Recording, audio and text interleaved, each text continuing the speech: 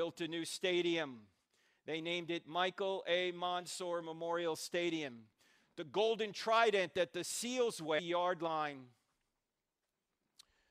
1 year ago this week, San Diego, California, the United States Navy commissioned the USS Michael Monsoor, the newest guided missile destroyer in the fleet, Zumwalt class. This is Monsoor's mother, Sally, being escorted onto the ship, named in honor of her son. Now, why did they do this? Because Michael Monsoor literally sacrificed himself to save his friends. There's no greater love than to sacrifice yourself to save your friends, said Jesus of Nazareth before he went to the cross. Michael Monsoor sacrificed himself to save his friends. The question is, would anybody sacrifice himself to save you? And the answer is, someone already has. His name is Jesus of Nazareth. But in today's culture today, we don't believe the story's true. After all, it has miracles in it. We don't believe in miracles anymore. And it was written down by religious people. We know religious people tend to embellish things. They make things up. So how can we believe such a story is true? Actually, I think it's easy to show that it's true. You only need to answer 4 questions in the affirmative. In other words, if you investigate these 4 questions, I think you'll realize that the answer to these 4 questions is yes. And if the answer to these 4 questions is yes, then Christianity's true. What are the 4 questions? Here are the 4 questions.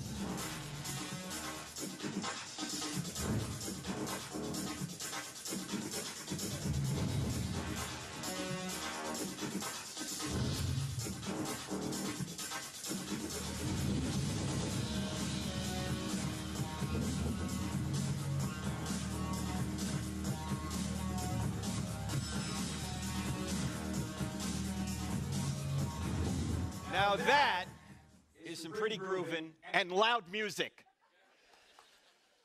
That is actually from our TV show on Wednesday nights at 9 p.m. It's on DirecTV channel 378. If you don't have DirecTV, it's on Roku. You guys know what Roku is? Look for NRB TV on Roku for National Religious Broadcasters. If you don't have DirecTV and you don't have Roku, it's on this new technology sweeping Columbus. It's called the Internet. Have you guys heard of this? Yeah, it's a broadcast on our website at that time. We're also on radio every Saturday morning, a number of stations around the country. That is podcasted. It's on our app, the CrossExamined app, 2 words in the App Store, CrossExamined. And what we do is we present evidence for Christianity and we cross-examine ideas against it. Now, why are these the 4 questions? Truth, God, miracles, and the New Testament. And this is going to serve as our outline here tonight. We're going to go through these 4 questions. The first question is, does truth exist? And a lot of people say, well, no, there's no truth. You got your truth, I got my truth. All truth is relative. Obviously, if all truth is relative or there's no truth, Christianity can't be true. Of course, if there's no truth, then atheism can't be true, or any worldview can't be true, right? So we're going to deal with that question first. Second question, does God exist? Obviously, Christianity can't be true if there's no God, but I hope to show you tonight there really is a theistic God. What's a theistic God? That's a spaceless, timeless, immaterial, powerful, moral, personal, intelligent creator who created all things and sustains all things. We're going to look at 3 arguments for this being. These arguments are mentioned in the Bible, but you don't need the Bible to know them. In fact, we're not even going to refer to the Bible when we do point 2. You don't need the Bible to know that God exists. That would be circular anyway. The third question is, are miracles possible? And a lot of people don't believe in miracles today, but I hope to show you that not only are miracles possible, but the greatest miracle in the Bible has already occurred, and even atheists are admitting the data for this miracle. Then we're going to get to the key question, is the New Testament true? The New Testament doesn't have a prayer if there's no truth, no God, or no miracles. But if truth exists, if God exists, if miracles are possible, then we can see if the New Testament is reliable enough, not inerrant or any of that, just reliable enough to let us know if one particular event from the ancient world took place, and that would be the resurrection of Jesus. Because if Jesus rose from the dead, game over, Christianity's true. Of course, if he didn't rise from the dead, game over, it's false. You might as well sleep in on Sunday and do what you want the rest of the week, because it's false. Even the greatest apostle Paul said, if Jesus didn't rise from the dead, your faith's in vain. Now, I know some of you are looking at this list going, wait a minute, Frank, what about the Old Testament? Do you believe the Old Testament's true? Well, look, if the New Testament's reliable, you get the Old Testament thrown in. Why? Who's in the New Testament that can authenticate the Old Testament? Jesus, yes. If you're ever in Sunday school, you don't know the answer, just say Jesus, you'll probably be right. It's Jesus, Pastor, that's right. Look, if Jesus really is God, as the New Testament documents claim he is, now that's a big if, but if he really is God, whatever God teaches is true. Jesus taught the entire Old Testament as the Word of God, so if the New Testament's reliable, you get the Old Testament thrown in. Now, there's actually a lot more questions or more points you can go through. If you want to go further, you can get the book. We ran out of them at Purdue last night, so we don't have them here, but you can get them on our website. There's also a 12-part DVD series called Why I Still Don't Have Enough Faith to Be an Atheist. It's over 7 hours long. You can get workbooks with it, curriculum. And then there's a newer book there called Stealing from God, Why Atheists Need God to Make Their Case. I've noticed that when atheists are arguing there is no God, they're actually stealing aspects of reality that would only exist if God existed in order to say he doesn't exist. In effect, they have to sit in God's lap to slap his face. Now, this presentation that I'm about to show you, I can't show you the whole thing. We don't have time. If you want the entire presentation, text the word evidence to 44222. Text the word evidence to 44222. Don't put quotes around it, just the word evidence. And we'll send you this PowerPoint presentation in a PDF format. We'll also send you the first chapter of Stealing from God and a bunch of other stuff, all right? So what we're going to do here is we're going to go through these 4 questions, and then we're going to do Q&A. Actually, I don't think we're going to do Q&A. I think we're going to do all Q, no A. All right? So everyone will be able to ask a question. It'll take all the pressure off me. All right? No. We'll do Q&A at the end, but we're going to start right here at Does Truth Exist? Are you guys ready to go? All right. Whenever you start talking about truth, you always have to start with Jack Nicholson. Right? Because Tom Cruise had him on the witness stand, and he said to him, Colonel, I want the truth. And Nicholson said,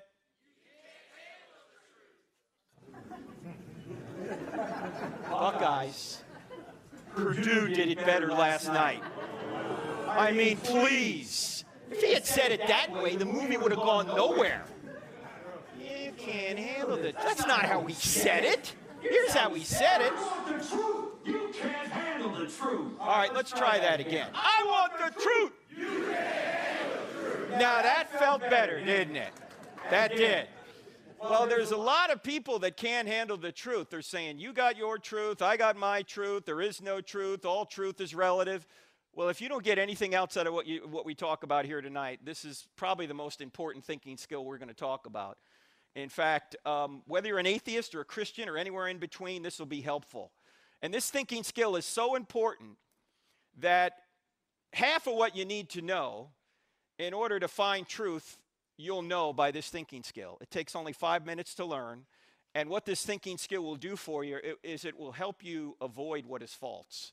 Because there's a lot of things in our culture that are taught or are on the internet or just out in culture in general that are false. And they're demonstrably false. And you can show they're false with one simple tactic, and I want to show you that tactic here. And by the way, to show you how uneducated I was, I had a master's degree, and I didn't even know this. And it's so simple, but I was such a dimwit, I was never taught this, and it's just a simple rule of logic. And here's the thinking skill. If someone were to come up to you and say something like, there is no truth, you should ask that person a question. What should the question be? Yeah, if somebody says there's no truth, you're going to say, hey, is that true? Is it true that there's no truth? Because if it's true that there's no truth, the claim there is no truth can't be true, but it claims to be true. Did I say that right? I know that can give you intellectual constipation if you think about it long enough, but that's because it's a self-defeating statement. It's like saying I can't speak a word in English. If I were to say I can't speak a word in English, what would you say? You just did. Or it'd be like if I said my parents had no kids that lived. Or my brother is an only child. Right? These are self-defeating statements. And once you get good at recognizing self-defeating statements, you're going to avoid a lot of pain and suffering for yourself. Why? Because if you start living by false principles, you're going to smack up against reality and it's going to hurt.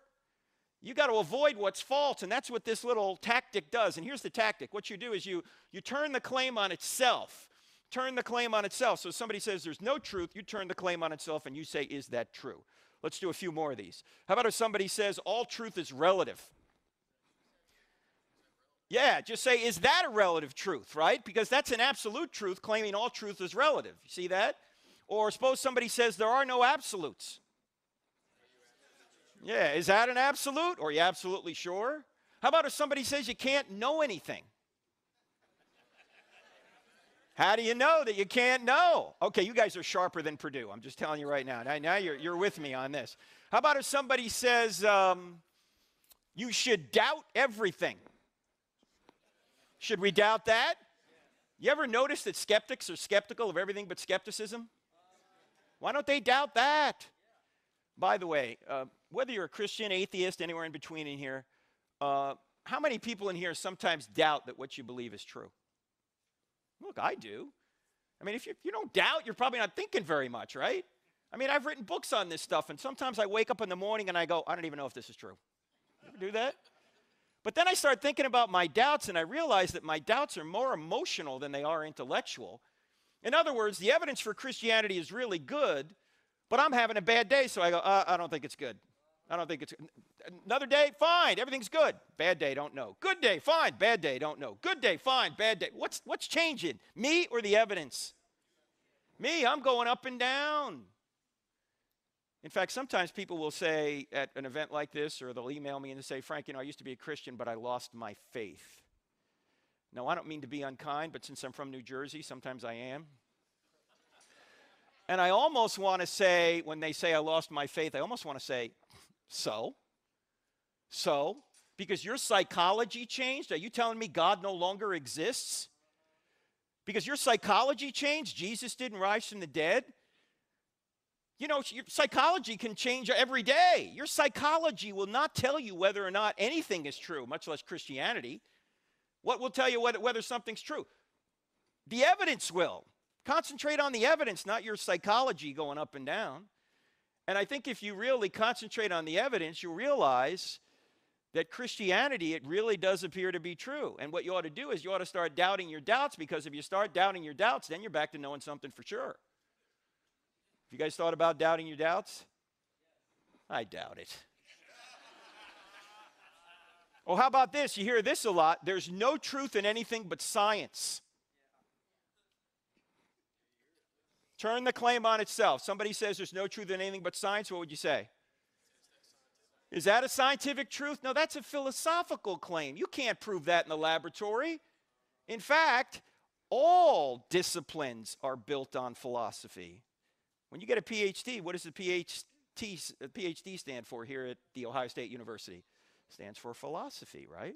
Philosophy of history, philosophy of physics, philosophy of biology, whatever it is. You can't do science without philosophy. By the way, you can't read the Bible without philosophy either, or any other book.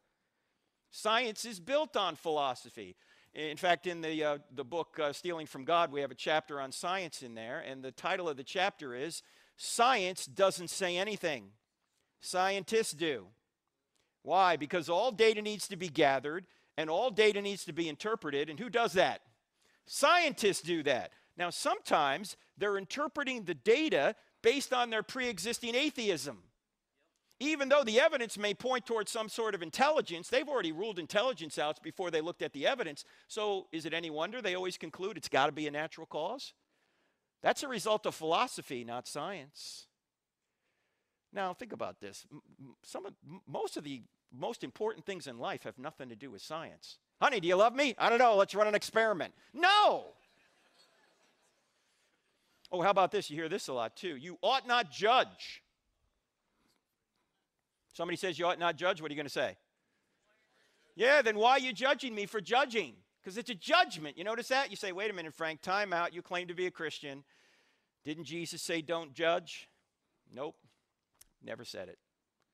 Sure he did. He said it in Matthew chapter 7, verse 1. Okay, I know this is going to sound a little weird, but I think it's true. There are no verses in the Bible. There are no verses in the Bible. You think when Matthew was writing the Gospel of Matthew, he went, okay, here's chapter 7, verse 1. No. When were those chapter and verse divisions put in? About 500 years ago, to help us navigate the text, which is important because it's a really big series of books. You can get lost in there. The problem is we tend to think if it's got a number in front of it, we can take it out and make it say whatever we want. Jesus never said, judge not, and stop right there. What did he say after that? He said, judge not, lest you be judged by the same standard you judge others. You'll be judged by that standard. So before you try and take the speck out of your brother's eye, you hypocrite, which is a judgment, take the log out of your own eye first, and then you'll be better able to help your brother. Is Jesus telling us not to judge here? No, he's telling us to take the speck out of our brother's eye. That involves making a judgment. He's simply saying, get that problem out of your life first so you can better help your brother. So this is not a command not to judge. It's actually a command on how to judge. In other words, don't judge hypocritically. If you've got that problem, fix it, then go help your brother. But it would be completely ridiculous to say don't make judgments. Why? Because, number one, it's a judgment itself. Number two, you'd be dead already if you didn't make judgments. You made 100 judgments just getting over here tonight. Good choices from bad choices. Safe choices from dangerous choices. And now you're wondering if you made the right judgment. Everybody makes judgments, by the way. Atheists make judgments. What atheists judge? Well, they judge there's no God. They judge Jesus didn't rise from the dead. They judge there's no objective moral values. They judge there's no objective meaning to life. These are all judgments. The question isn't whether or not you can make judgments. The question is, are your judgments true? I will say this, though, that Jesus did save a very stern rebuke for people who were judgmental, like many Christians have been. And who were the judgmental ones in his day? The Pharisees, right? Who were the Pharisees? Well, they were the religious and political leaders of Israel. They helped run Israel politically. Some of them were on the Sanhedrin, the Jewish ruling council. They were the politicians. And Jesus went after these people. Are you telling me Jesus got involved in politics? Yes! And he wasn't so nice doing it. In fact, if you think Jesus was a sweet guy who's never said a bad word about anyone, you have not read John chapter 2, John chapter 8, or Matthew chapter 23. What happens in John chapter 2? Jesus makes a whip and he goes and he jacks people up in the temple. What? Jesus did this? Yes. And then in John chapter 8, he's talking to these same Pharisees, these religious political leaders. He gets to the point in the conversation, he's having a bit of an argument with them. He says, your father is the devil. Jesus, you can't say that. That's not very Christ-like. Excuse me, I am Christ. Can you imagine that? You're having an argument with somebody and you go, your father is the devil. Never do that with a sibling, by the way. And then in Matthew 23, Jesus says, woe to you, scribes and Pharisees, you hypocrites, you brood of vipers, you snakes. You strain out a gnat and swallow a camel. Oh, you look great on the outside. You're whitewashed tombs, but on the inside, you're full of dead men's bones. You go a mile to make a convert, and then once you make them a convert, you make them twice as much a son of hell as you are. How will you avoid being condemned to hell? What? Sweet and gentle Jesus said this? Yes, Jesus was not Barney. Can't we all get along, boys and girls? No. I came to bring a sword. It's going to divide daughter and mother, son and father. He was not Mr. Rogers. Can you say kindness, boys and girls? I mean, look, he was kind most of the time, but he certainly didn't go around saying, this sermon brought to you by the letter Q. No, Jesus was tough. In fact, why did they kill Jesus? Two major reasons. Number one, he claimed to be God. That's blasphemy to the Jews and sedition to the Romans. And number two, he spoke truth to power. And the temple authorities didn't like that. They knew that this guy was going to put them out of business. That's why Jesus was killed. Jesus was tough. He was not a wimpy guy. By the way, I've noticed one other thing about judging. Do you ever notice when you compliment somebody, which is a judgment, nobody gets upset? You know, if you say to your best friend, I really love you, you're such a wonderful person, you think your friend's going to go, who do you think you are? Are you judging me? Do you think you're worse than me? No, your friend's never going to say that, right? I've noticed that people really don't have a problem with judging. They just have a problem with judgments they don't like. In fact, if you tell somebody something that's true and they get upset with you, you just help convict them. As Augustine said, we love the truth when it enlightens us. We hate the truth when it convicts us. For you military people in here, and by the way, I was in the Navy, which stands for never again volunteer yourself. For you military people in here, you always get more flack when you're over the target. If you tell somebody something that's true and they're shooting back at you, you're over the target. They don't want their evil deeds exposed. Jesus said, men love darkness rather than light. So we have to make judgments without being judgmental. One evangelist put it this way. He said, evangelism is just one beggar showing another beggar where the food is. There is nobody in this room or outside this room that can merit their way to God. We're all fallen. We all need a Savior. That's why we shouldn't be judgmental. Now, we could spend more time on self-defeating statements. We don't have time. I just want to point one thing out. Can everybody see that this statement right here shoots itself? Can everybody see that? And so do all the other statements we went through, like all truth is relative, there are no absolutes, all truth comes from science, you ought not judge. These are all self-defeating statements. So there is truth out there. The question is it true that God exists? That's the next question. Now, before we get there, I got to say one thing, because a little bit later we'll bring out the mic for Q&A, and I may ask you a question, especially if you're not a Christian, if you're an atheist. I may ask you a question. It's not fair to me to ask you a question on the spot, so I want to give you a heads up. Here's the question I might ask you. If Christianity were true, would you become a Christian? I've had atheists stand in front of the microphone, in front of hundreds of people, including last night at Purdue, and I ask that question, and they say, no.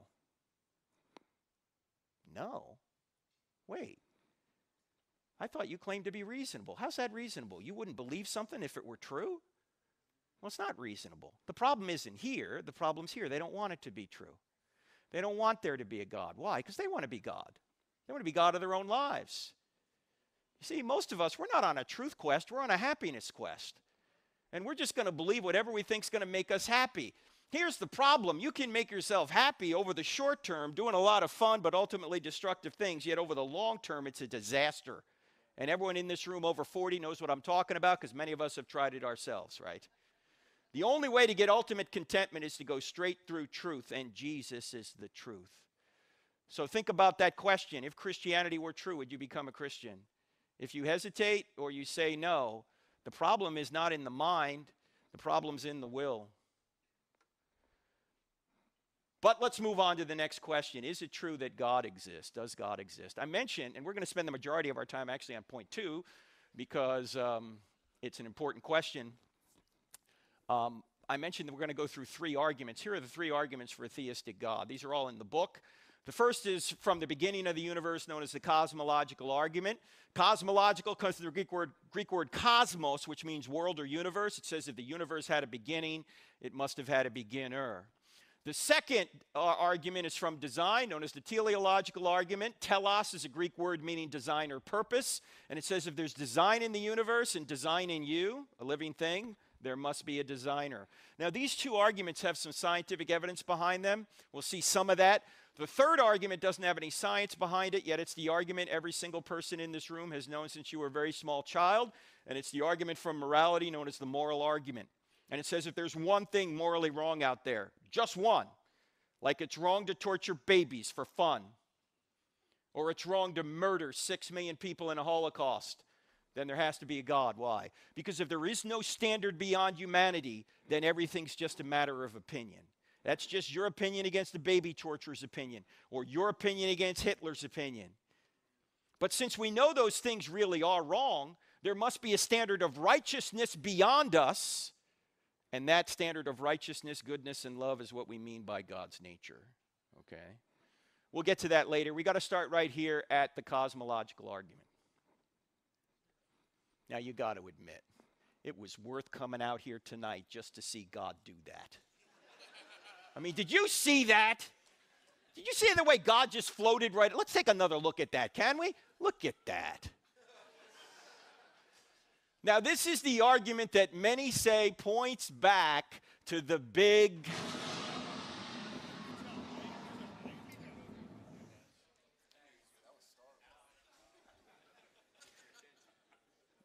Now, some of you are going, Frank, you know, we're Christians in here. We don't believe in the Big Bang.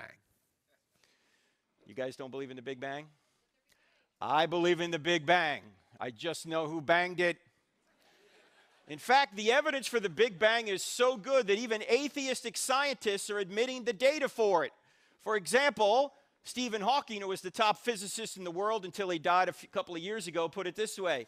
He said, almost everyone now believes that the universe and time itself had a beginning at the Big Bang. Now, Hawking tried to come up with another explanation other than God. He failed, but he's admitting the data, that space-time and matter literally had a beginning out of nothing.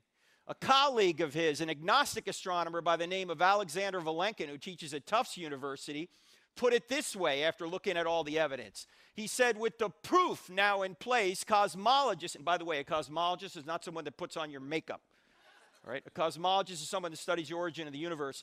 Cosmologists can no longer hide behind the possibility of a past eternal universe. There is now no escape. They have to face the problem of a cosmic beginning. Now, there's a couple of words in here I want to highlight.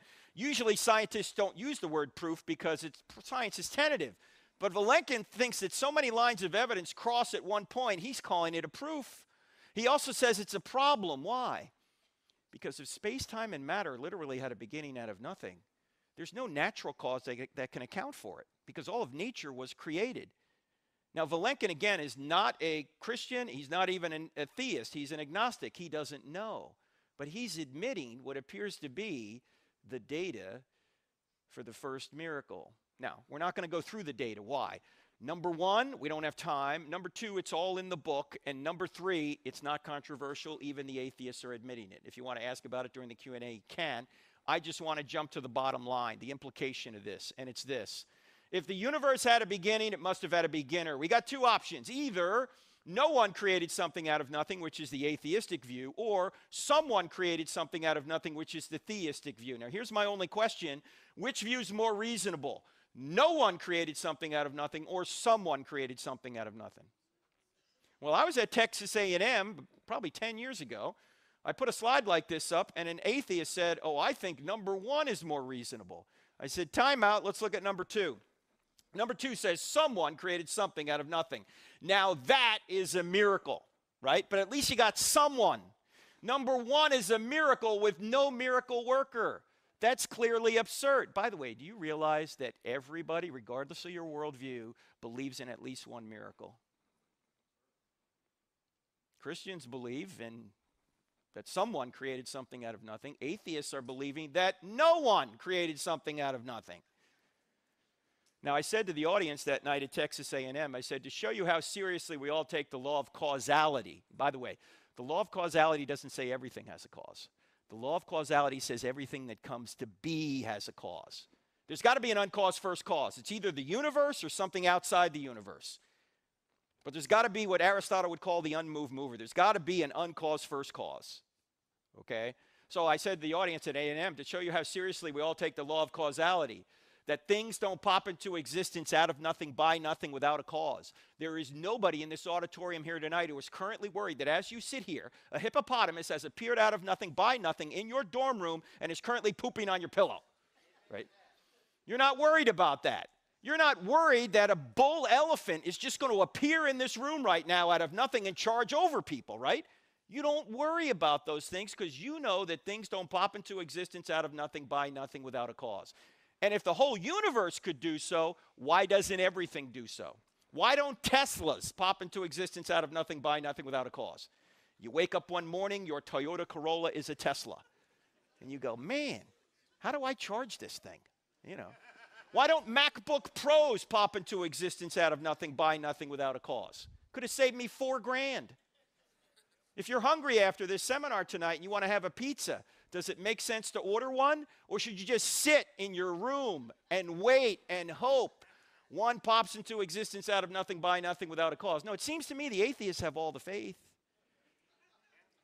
Space, matter, and time had a beginning. Now, what could have caused space, matter, and time? It seems to me if space, matter, and time had a beginning, whatever caused space, matter, and time has to be spaceless, timeless, immaterial, powerful to create the universe out of nothing, personal in order to choose to create. Why personal? Because to go from a state of nothingness to a state of creation, someone had to make a choice, and only persons make choices. Impersonal forces don't make choices. The being would also have to be intelligent in order to make a choice. Now, ladies and gentlemen, when you think about a spaceless, timeless, immaterial, powerful, personal, intelligent cause, who do you think of? You say God. But how do you know it's the Christian God? We don't. Yet.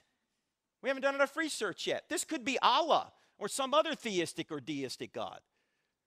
We're just saying that it has the attributes of what could be the Christian God. In order to see if this is the Christian God, we got to go through the rest of these points. And we got to see if Jesus was who he said he claimed to be, and if that's really true. And I think when we do, we'll realize that the same being that walked out of the tomb 1,987 years ago is the same being in whose divine nature created the universe out of nothing. But we haven't gotten there yet. Now here's a question to ask an atheist. If there is no God, why is there something rather than nothing at all? In other words, if there is no God, why does anything exist? That's a question the philosopher Leibniz posed a couple hundred years ago. Why is there anything if there's no God? There's more in the book on that. We got to go to the next argument, though, the teleological argument, the design argument. And I mentioned there are two aspects to this. One is the design of the universe, and the other is the design of life. Let's look at the universe first.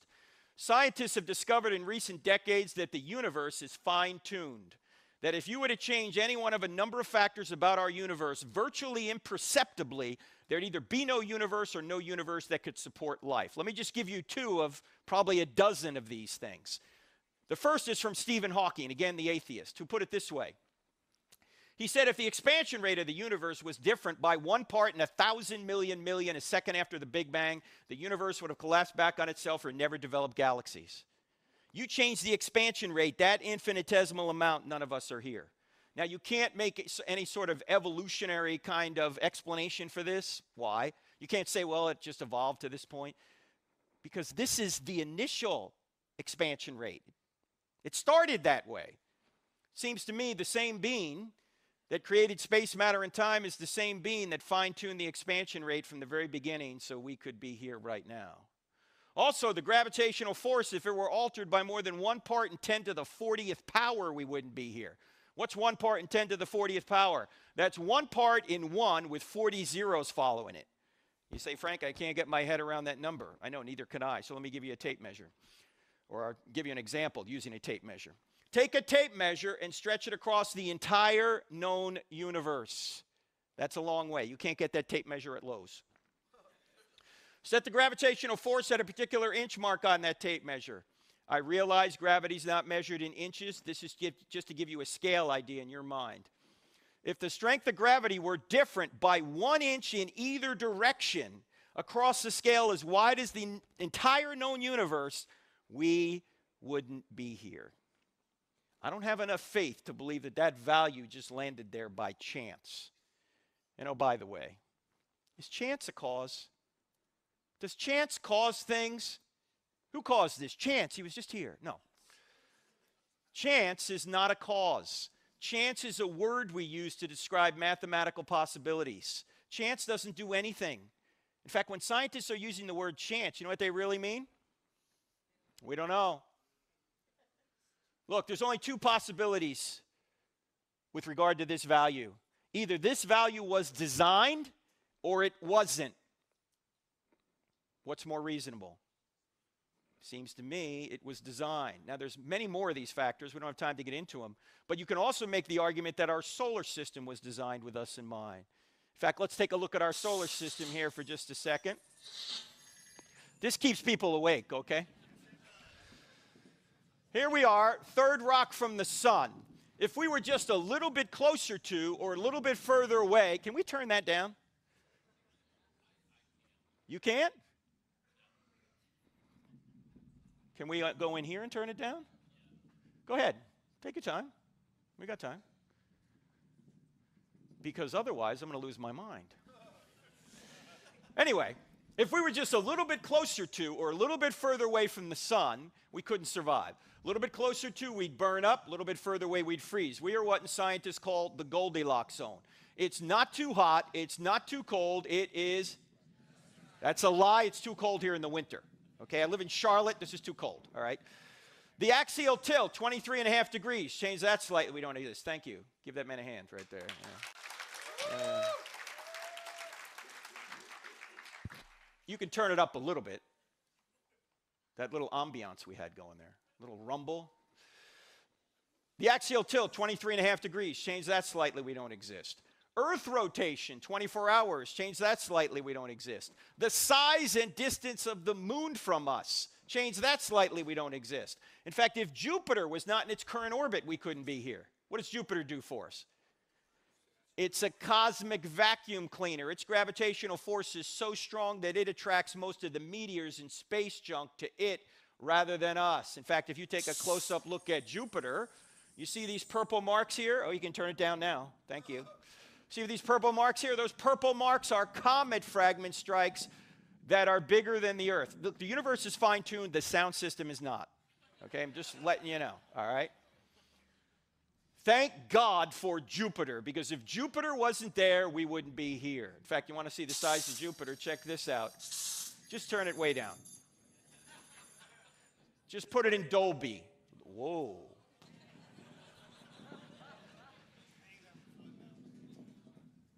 I think we're starting to register on the Richter scale right now.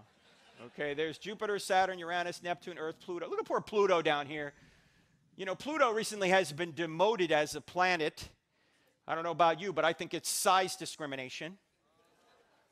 Take a look at this. That's good. That's a good level right there.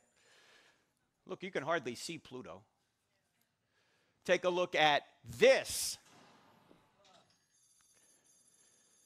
That's Arcturus right there, another star in our galaxy. Here's the sun. Jupiter is 1 pixel in size on this scale. Earth is invisible. Pluto, forget about it. All right, keep an eye on Arcturus now. Where's Arcturus now? Way over here. That's Antares. That's another star in our galaxy. The sun is 1 pixel in size on this scale. Jupiter is invisible. Earth, Pluto, forget about them. In fact, if the Earth was the size of a golf ball, Betelgeuse here would be 5 or 6 Empire State Buildings high. The heavens are awesome. And that's just in our galaxy. This is not outside our galaxy. This is just inside our galaxy. And the average distance between stars in our galaxy is 30 trillion miles, and all that distance is necessary for us to exist here on Earth. Now, how far is 30 trillion miles? Far. Yes. Take you at least 2 tanks of gas in a Toyota Prius to go 30 trillion miles. A number of years ago, my wife and I took our sons out to the Desert Museum in Tucson, Arizona, and we were out there one night. It was so clear that night that the guide said, if we look up at 9:03, we'll see the space shuttle in orbit.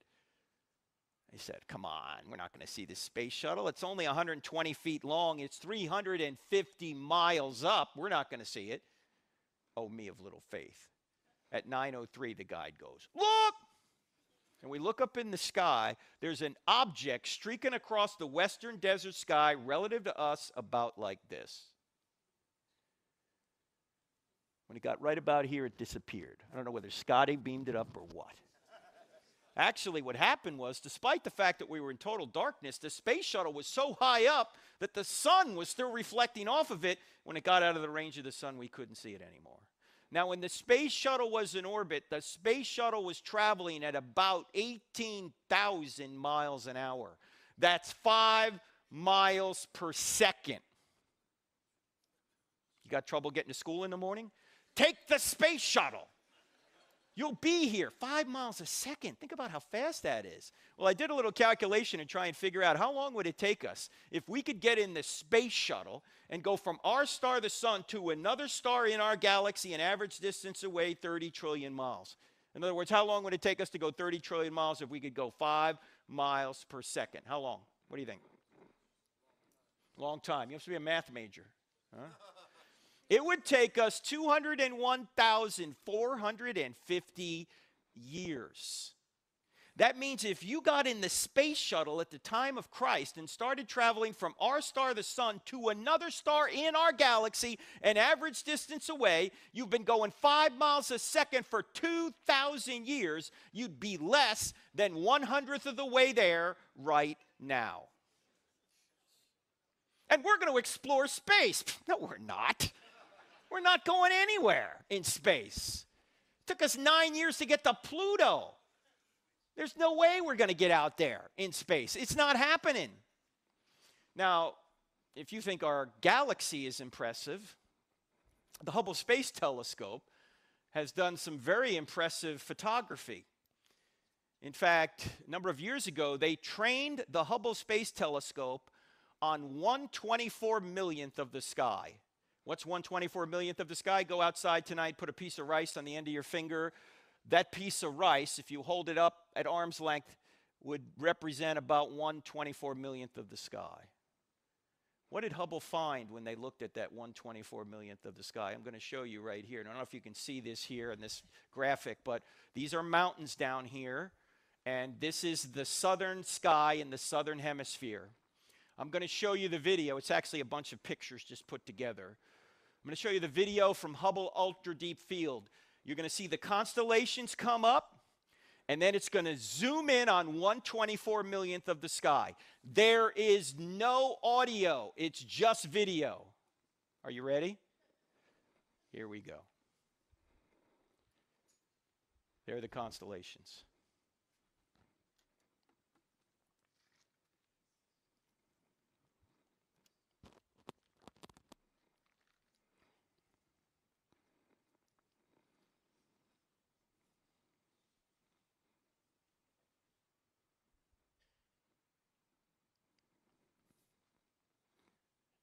What you're looking at are nearly 10,000 galaxies.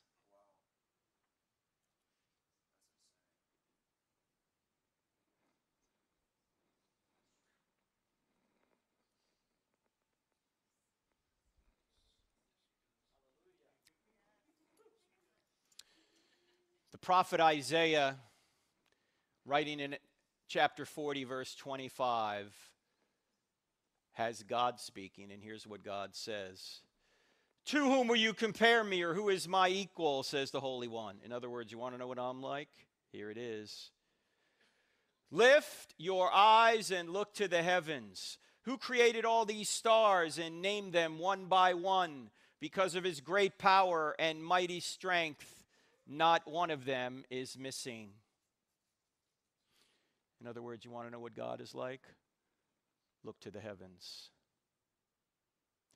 How many stars are out there? The number of stars that are out there are about equivalent to the number of grains of sand on all the beaches on all the earth. And to go from one grain of sand to another grain of sand going 5 miles a second in our galaxy will take you over 200,000 years. Psalm 103 verse 11 says, God's love to those that fear him exceeds the height of the heavens above the earth. How high are the heavens above the earth? Infinite. That's the point. Now, ladies and gentlemen, since we have a creator of this magnitude, is it possible that this being has a reason for a tragedy you've gone through, even though you don't know what that reason is? But as amazing as the heavens are, they're not nearly as amazing as you are. Why? Because the heavens aren't made in the image of God, but you are. In fact, this is you in the womb at 11 weeks. Question, is that animal, mineral, vegetable, or human? It's human. Now, what does it mean to be made in the image of God? Doesn't mean you look like God. He's an immaterial being. It means you're a person like God. You have mind, emotion, and will. You know, you feel, you want. You can create like God. And as an imager of God, you're representing him here in this world. He calls you to represent him. That's what it means to be an imager. And you started here. Actually, you started before this. Let's go all the way back to when your mother and your father got together to conceive you. Have you guys had this talk before? I see some young people in here, so I'll try and be discreet. I also see some older people in here, so I'll try and be discreet as well, just in case you've forgotten how this works. When your mother and your father got together to conceive you, your mother unconsciously perfumed your egg to attract your father, and then your father sent the entire population of the United States, 300 million soldiers, toward your mother's egg. And then there was a race. And you won. Don't let anyone ever tell you you're not special. You beat out 300 million others. You have blown away anything Michael Phelps has done. Now, seeing some of you limp in here earlier makes it hard for me to believe you were the fastest soldier in the gene pool, but you were. Now, your soldier was 20 to 30 times smaller than a grain of salt, yet it contained half of the 3.2 billion letter genome that makes you you. That software program, all the letters in the right order. Your mother's egg was about the size of a period at the end of a sentence in an average book, yet it contained the other half of the 3.2 billion letter genome that makes you you. And when your soldier and your egg came together, a new 100% genetic human being was created. Do you know you have not received any more genetic information from this point until right now? In fact, there were only 4 things separating you from adulthood: time, air, water, and food. Those are the same 4 things that separate a 2-year-old from adulthood. Does this have implications on the abortion issue? Yeah, I think it does. We don't kill the 2-year-old. Why do we kill the unborn child in the womb? Genetically, it's the same. You say, wait a minute, Frank, come on, you can't legislate morality. All right, no extra charge for this. This was actually the subject of our first book, creatively titled Legislating Morality. All laws legislate morality. Every law declares one behavior right and the opposite behavior wrong. You can't think of a law which doesn't legislate morality. The only question is, whose morality will be legislated? And when people say to me, Frank, don't impose your morality on me, I say, why not? Would that be immoral? Because you're imposing your morality on me right now. You're saying I ought not impose ought nots, but you're putting an ought not on me right now. But actually, the better answer is this. If somebody says, don't impose your morality on me, I say, this isn't my morality. I didn't make this stuff up. I didn't make up the fact that murder's wrong, that abortion's wrong, that rape is wrong, that theft is wrong, that men were made for women and women were made for men, and the best way to perpetuate and stabilize society, which is the reason the government's involved in marriage to begin with, is to legally recognize that man-woman relationship over every other relationship. I didn't make any of this stuff up. This isn't my morality. This is not your morality. This just happens to be the morality. The one Thomas Jefferson said was self-evident. The one the Apostle Paul said, the Gentiles are not of the law written on their hearts. So if you have a problem with the morality, you don't have a problem with me. You have a problem with the Creator on whose nature this morality is based. All right, no extra charge for that. Let's go back to this. From this point until right now, a construction project of astonishing complexity began taking place. Cells began multiplying at a rate of 4,000 cells per second. Brain cells began multiplying at a rate of 100,000 cells per second. For most of you anyway. Some cells became brain cells, others heart cells, others lung cells. How did they know how to do this? Nobody knows. Some cells went so far across you to become what they needed to become that it would be equivalent to you today walking across the United States alone. And that construction project continues to this day. You just made 4 million new red blood cells. You just made another 4 million new red blood cells. You just made another 4 million new red. Knock it off. Are you thinking about this? Are you going, Frank, time out. I got to concentrate. New red blood cells. Come on. No. This is just happening. You say, how is it happening? Aristotle recognized something 2,400 years ago. He noticed that all of nature's going in a direction. I mean, consider an acorn. Why does an acorn, if it's properly nourished, always go in the direction of becoming an oak tree?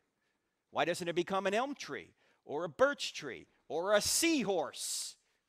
You say, well, it's programmed to become an oak tree. Yeah, well, who programmed it? And is an acorn conscious?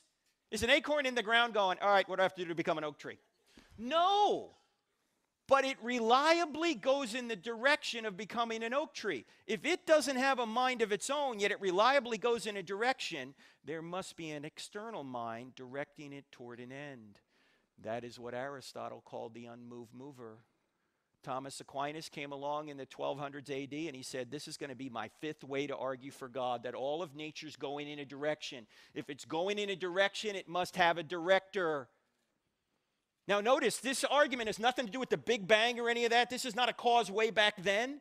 It's a cause every single second of existence. That there's a sustaining cause that keeps all the natural laws going in the direction they go in, consistently and precisely. This is why in the Stealing from God book, I say science actually needs God. Why? Because it needs somebody to create these natural laws and sustain them consistently. Without them, we couldn't do science. We couldn't have cause and effect relationships. Now, there's a lot more in the book on that. We don't have time to get into it. But that argument shows that there has to be a sustaining cause, not just a beginning cause. Now, we got to move on to our... Well, before we do, I got to tell you about C.S. Lewis. C.S. Lewis says everything well. You might be thinking, well, atheists have a counter-argument for this. Actually, they don't, and if they did, you shouldn't believe it. You say, why? Because atheism makes reason impossible. Follow me on this. Well, you're not following me, you're following Lewis. This is a two-page quote. You ready? Here we go. Suppose there were no intelligence behind the universe. In that case, nobody designed my brain for the purpose of thinking. Thought is merely the byproduct of some atoms within my skull. But if so, how can I trust my own thinking to be true? You got it so far? He continues, but if I can't trust my own thinking, of course I can't trust the arguments leading to atheism and therefore have no reason to be an atheist or anything else. Unless I believe in God, I can't believe in thought, so I can never use thought to disbelieve in God. Boom. I wish I had that quote before I wrote Stealing from God. That would have been the whole chapter. That's what I'm trying to say. If we're nothing but moist robots, as the atheists claim we are, why should we think anything we believe is true? We're not reasoning to conclusions based on the evidence. We're just driven there by the laws of physics. So there's no reason to believe anything is true. I mean, some atheists, or all atheists don't believe in God. The problem is they don't believe in humans either. Why? Because we're not human beings with free will if this is true. We're just moist robots. There's more in the Stealing from God book, but we got to go to the third argument, the moral argument. And by the way, this argument we're about to go through right now might be the most relevant argument of them all. Why? Because people can ignore the beginning, they can ignore design. It's really hard to ignore morality. You deal with it every day. Let's say you go out on a hike somewhere and you get lost. Way out in the forest somewhere, you get turned around, your cell phone's dead.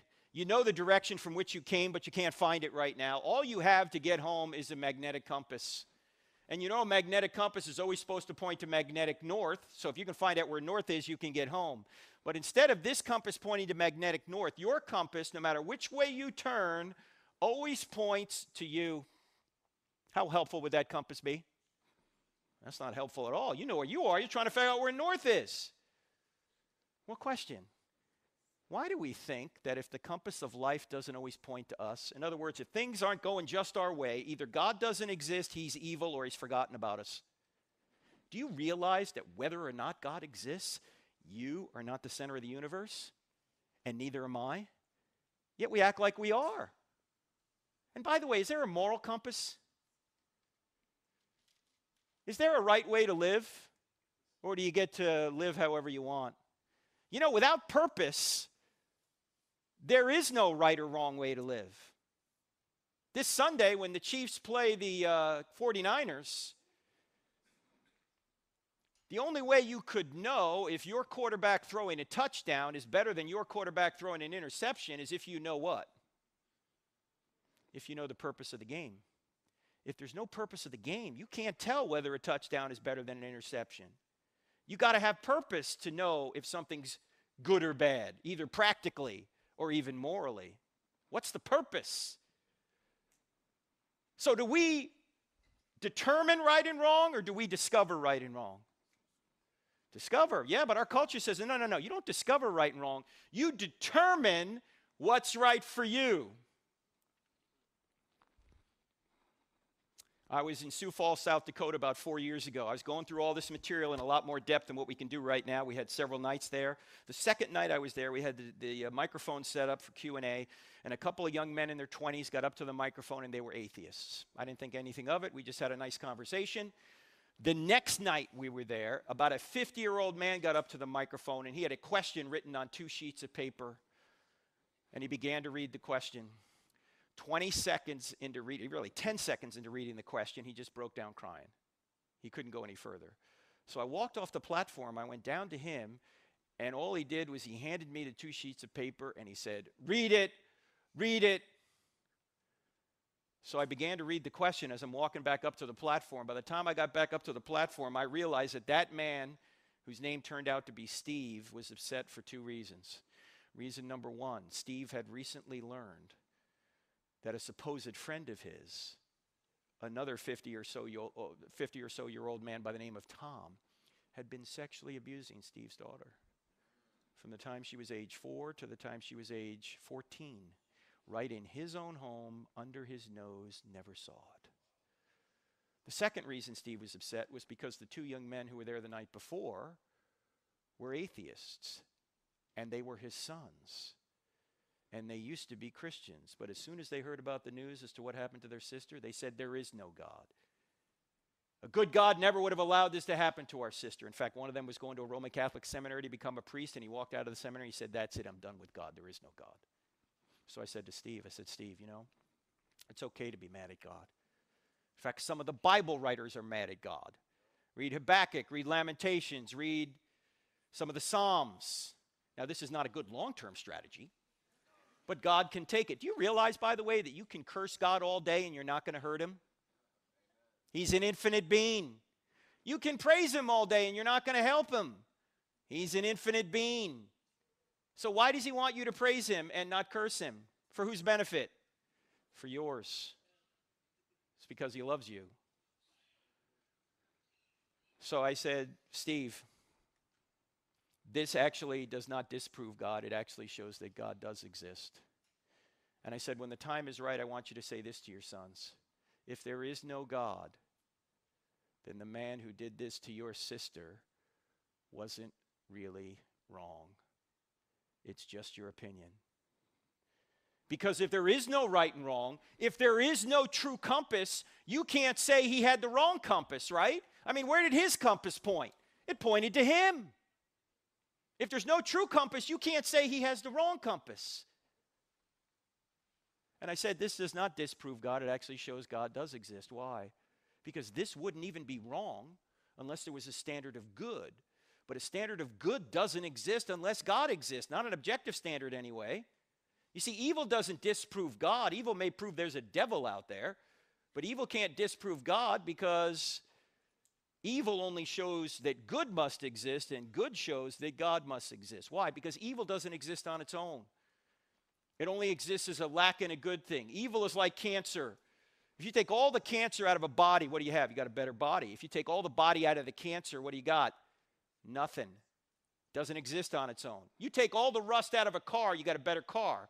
If you take all the car out of the rust, what do you have? Just a rust spot on the pavement. In other words, evil doesn't exist on its own. It only exists in a good thing.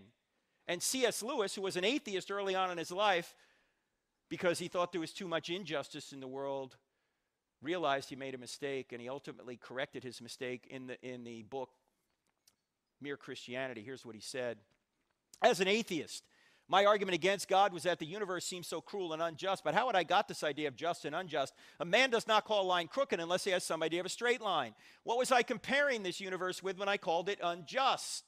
You see, you wouldn't know what a crooked line was unless you knew what a straight line was. You wouldn't know what injustice was unless you knew what justice was. You could look at it this way. The shadows prove the sunshine. In order to have shadows, you have to have sunshine. In other words, in order to have evil, you have to have good.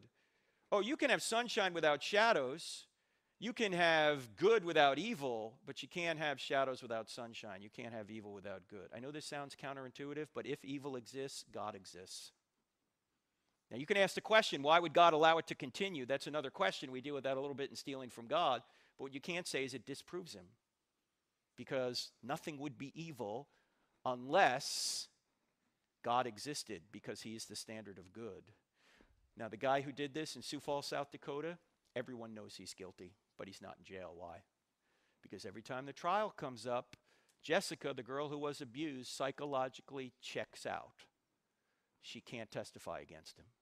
She wanted to marry him. She didn't know. If she doesn't testify, he doesn't go to jail. So I said, Steve, when the right time comes, I want you to say this to your sons. If there is no God, then the man who did this to your sister will never get justice. He's not going to get justice here in this life if she doesn't testify, and he's not going to get justice in the afterlife because according to atheism, there is no afterlife. Do you really think that's the way reality is? Do you really think there's no such thing as justice? The very reason you're upset, rightfully so, is because you know a great injustice has been done, but there can't be injustice unless there's justice. And by the way, the only being that can ensure justice is an all-knowing, all-powerful being who can correct these things. See, atheism doesn't take away the pain, it only takes away the hope. Now, Jessica, the one who was abused, once she hit 18, wrote a book. Here it is. Not Your Princess by Jessica Mitchell. I read one chapter of this book. I couldn't read any more. In fact, you can get it on Amazon. Now, why am I telling you this? Because her father, Steve, wants as many people to know that this happens too often in American households. Adults, if a young person ever comes to you and says, Uncle Joe did this to me, do not dismiss it. Oh, Uncle Joe would never do that. How do you know? You think the kid's making it up? Jessica's getting emails from other kids who have nowhere to turn. They're being abused. I had contact with Steve about a year and a half ago. I said, how's Jessica? She's 19 or 20 at the time. He said she's still in a treatment program in San Diego, California. $15,000 per month. She has multiple personalities, which is common with this kind of abuse. You know, our culture tells us that sex is just physical. That's a lie. If sex is just physical, why is Jessica in a treatment program at $15,000 a month? If sex is just physical, why is it worse if somebody rapes you than if somebody just physically assaults you? If sex is just physical, why is it if your spouse goes out and has a sexual relationship with somebody, you don't go, oh, that's just physical, because you know it's not. There's so much more to sex than the physical. It's emotional, it's spiritual, it's moral, it's psychological. You have sex with somebody, everything changes forever. Sex is like fire. You put it in your fireplace, it's wonderful. It'll warm you. You get it anywhere else in your house, it will burn your house down. Maybe not immediately, but over the long term it will. And those of us over 40 knows what I'm talking about, don't we? The bottom line to this whole thing is God's nature is morality's true north. If God doesn't exist, you can't say sexual abuse of children is wrong. That's just your opinion. Ladies and gentlemen, is the sexual abuse of children wrong? Then God exists. I know that sounds counterintuitive, but it's not. Now, what can we do with these three arguments? What have we learned? From these three arguments, I think we can determine that there's a spaceless, timeless, immaterial, powerful, personal, intelligent, moral creator who created all things and sustains all things to this very moment. We haven't even opened the Bible yet, and we have the attributes of the God of the Bible. Now, how do we know it's the God of the Bible? We still don't know yet. But how could we find out? We have to go to the next question, and that is, are miracles possible? Now, this question does not take long, actually. This will be the shortest one. Are miracles possible? Why would miracles help us here? Because miracles are used to tell someone that this guy speaks for God. Moses can do miracles, he must speak for God. Jesus and the apostles can do miracles, they must speak for God. That's the purpose of miracles in the Bible quite frequently. The problem is a lot of people today believe miracles are impossible. Like, for example, Noah and the ark. All right, Christians, this is just for Christians in here. Don't let this get out of the room, even though we are streaming this. Christians, can we agree on one thing? Can we agree? And I think the atheists would agree too. Noah and the ark is crazy. Can we admit that? Thank you. And for example, I think a resurrection is crazy too. How many people in here have seen a resurrection? No, I haven't seen one either. Yet the entire Christian belief system is based on believing something none of us have ever seen. How rational is that? And for some reason, the big problem miracle in the Bible is Jonah. Is that a whale of a tale or a tale of a whale? I mean, what is the deal with Jonah? Can you really believe in Jonah? Well, ladies and gentlemen, what is the greatest miracle in the Bible? It's not the resurrection. The resurrection's easy compared to the greatest miracle. The greatest miracle in the Bible is, I got some of you a second time. The greatest miracle in the Bible is the first verse. In the beginning, God created the heavens and the earth. If that verse is true, every other verse is at least possible, right? I mean, if it's true that God created the universe out of nothing, can he do whatever he wants? It's not logically impossible inside the universe? Of course. Can he resurrect the dead if he can create the universe out of nothing? Can he walk on water? Can he part the Red Sea? Can he do Noah and Jonah? Of course Noah and Jonah are crazy, unless God exists. Of course he can do these things. Now here's the interesting thing. Atheists are actually admitting the data for the first verse. Again, they don't think it's God, but what else could it be?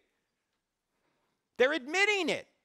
Well, if that's the case, these other verses are at least possible. You can't philosophically rule it out. There was an atheist last night at Purdue who said, I can't believe this because it's got miracles in it. I said, look around. You're living in a miracle. This universe is a miracle. Now, despite the fact that most of us haven't seen miracles, and a lot of people will say, I can't believe in miracles because I've never seen them, I want to say that's not necessarily a good reason to disbelieve something. Why? Because you believe in a lot of things you've never seen. You believe in your mind. Have you ever seen it? You're using it right now, I hope. You believe in the laws of logic. Have you ever seen those? You're using them right now. You believe in love. Have you ever seen love?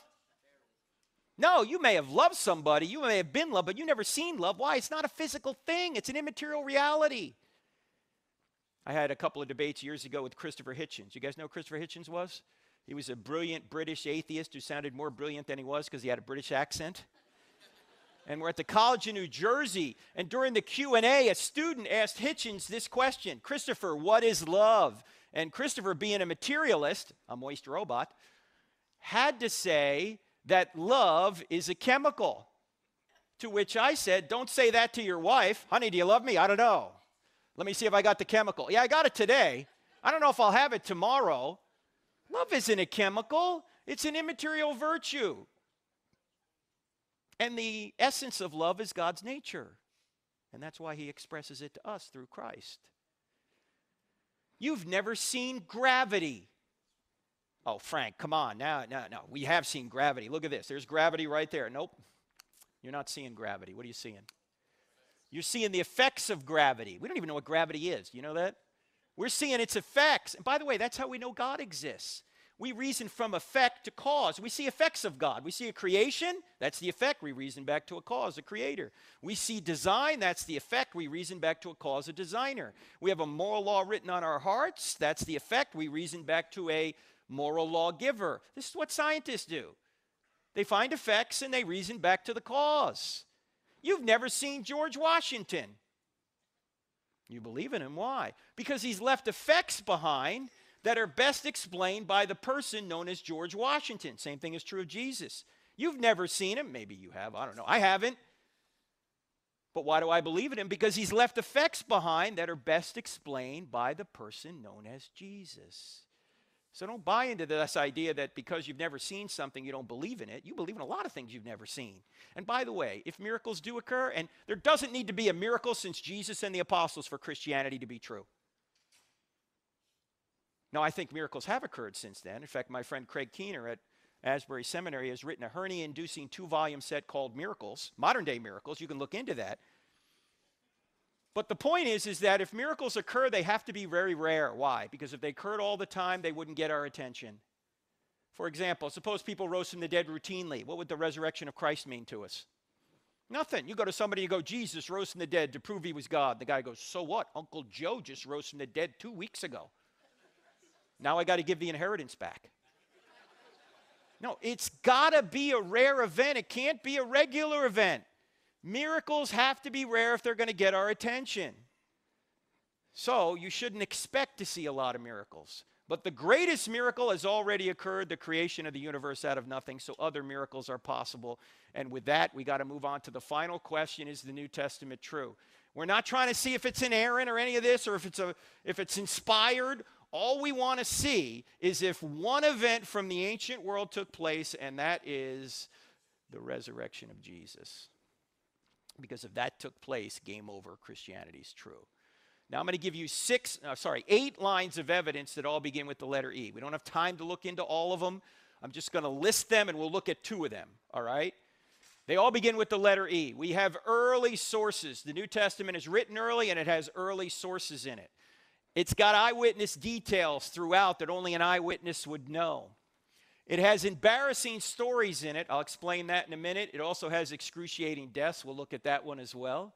It has embedded confirmation. Now, this is hard to explain in a short period of time, so let me just say, this is probably the best evidence you've never heard of that the New Testament writers are independently witnessing the same historical events.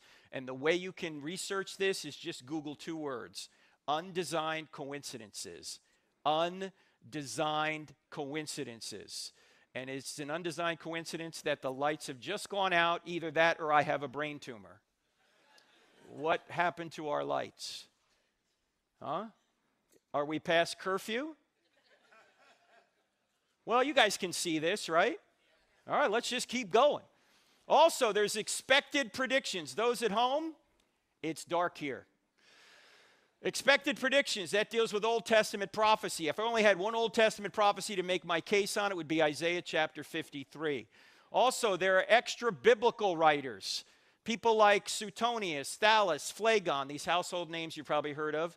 There's about 10 of them within 150 years of Jesus' life. And when you put their references together, you get a story congruent with the New Testament. Finally, there's the explosive growth of the church thank you. Let there be light. There's the explosive growth of the church in Jerusalem, or out of Jerusalem, which is really hard to explain because there were 2 groups that didn't want Christianity to emerge out of Judaism in the first century from Jerusalem, and those 2 groups would be the Romans and the Jews, and they could have stopped it easily by doing one thing. Look what they have done. They could have gone to the tomb and taken Jesus' body out. It would have ended Christianity right there. They couldn't do that. Why? Because the tomb was empty. It's really hard to explain Christianity from Judaism if the tomb wasn't empty. So we don't have time to cover all these.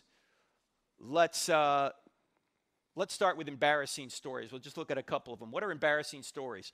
Historians judge something to be true if it's embarrassing to the author or authors. They say, look, if it's embarrassing to the author or authors, it's probably true. Why do you think it would be true? Because you're not going to invent embarrassing things, right? In other words, you won't lie to make yourself look bad. You might lie to make yourself look good, but you won't lie to make yourself look bad. In fact, how many people in here have ever lied to make yourself look good? If you don't have your hand up right now, you're lying to make yourself look good, and it's not working. We know you're lying. All right, how many people have ever lied to make yourself look bad? Now, you don't do that. You might lie to make yourself look good, but you won't lie to make yourself look bad unless you're a pool shark or something temporarily, right? Well, the New Testament writers have filled the New Testament with embarrassing stories that make them look bad that they never would have invented. That's why we call this the dove factor. They're not making this up.